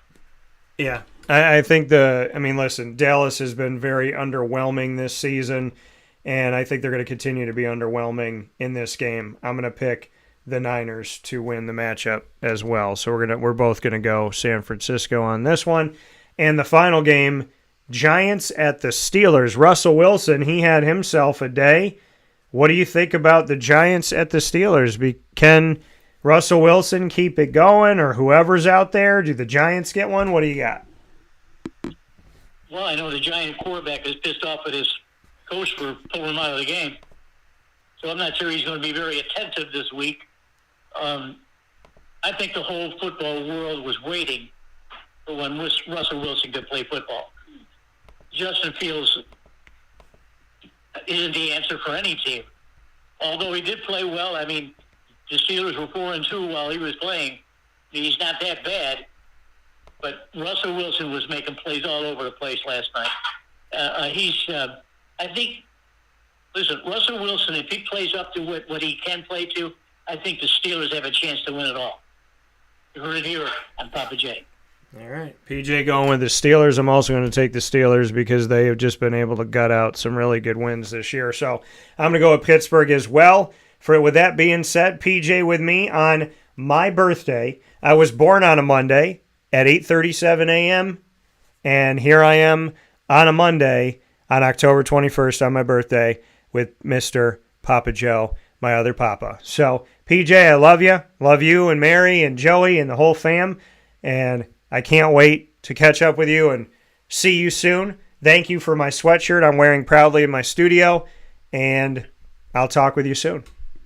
All right. Thank you, Dan. It was a lot of fun. All right. Take care. That coming from Papa Joe here on Wake Up Call with Dan Tortora, where sports truly meets that thing called life. And with that being said, I want to thank you all for being with me on my birthday. The show goes by very fast. And 2 hours flew by. We went beyond 2 hours, as we typically do. And I thank you for watching and listening around the country and the world, being here with me on youtube.com/wakeupcalldt, on facebook.com/wakeupcalldt, and on wakeupcalldt.podbean.com.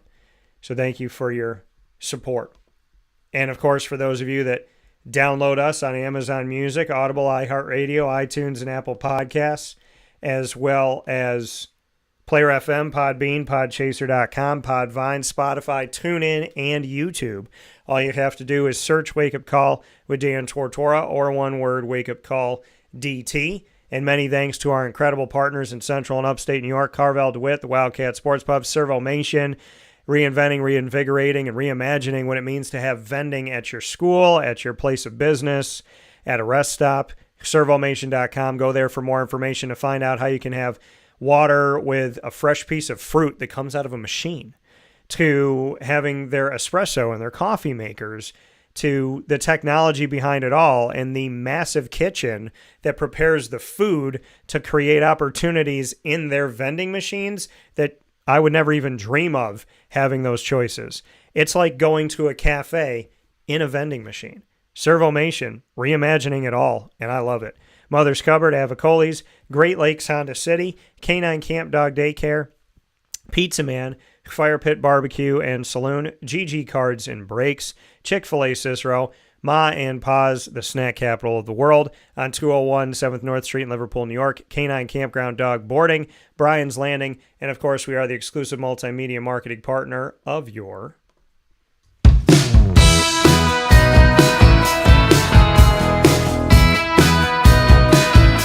Lemoyne College Dolphins. It's Fins Up every single month on Wake Up Call with Dan Tortora. Find your Dolphins Wednesdays at 9 a.m. Eastern Time during Dolphin Time, where we have the opportunity to speak with student athletes, coaches, administration, future Dolphins, and alumni.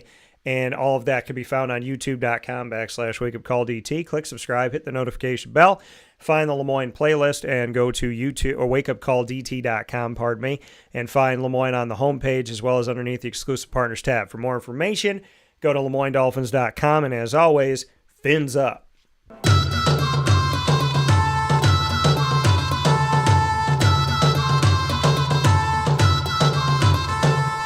The Bryan and Stratton College Bobcats of Syracuse are exclusive multimedia marketing partners with Wake Up Call with Dan Tortora. Find your Bobcats every single month in what we call the Bobcat Buzz, giving you what's going on at Bryan and Stratton College of Syracuse in men's and women's soccer, men's and women's basketball, baseball, and esports. You can find it all by going to youtube.com/wakeupcalldt. Click subscribe, hit the notification bell, and find our BSC Syracuse playlist. You can also find the Bobcats by going to wakeupcalldt.com's homepage underneath the exclusive partners tab as well on wakeupcalldt.com. For more information, go to syracuse.bscbobcats.com and go Bobcats.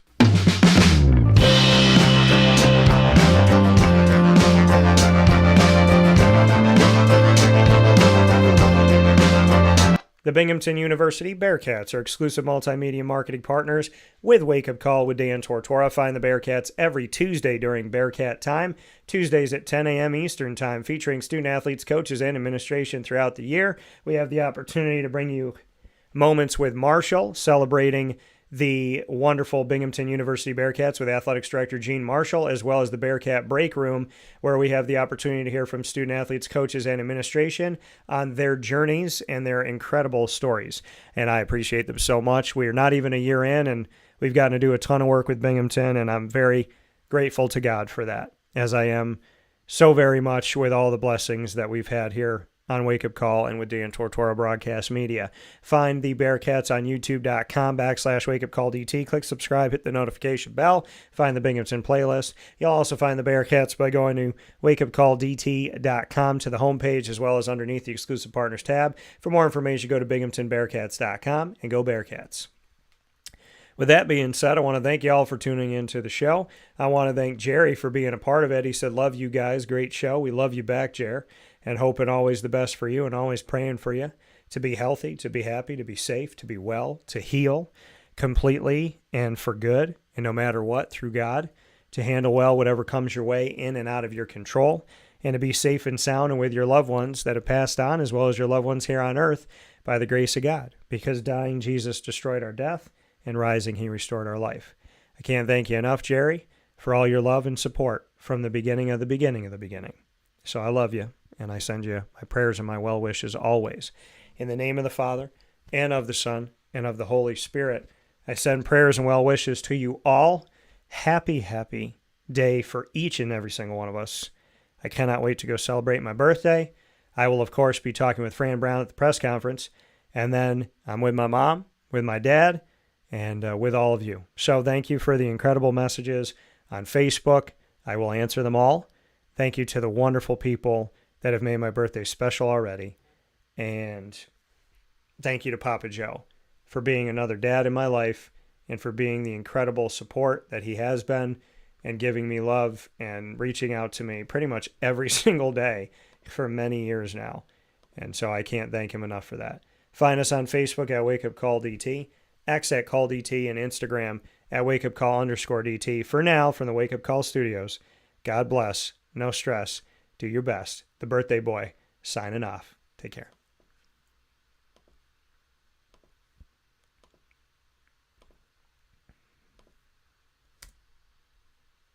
Brent.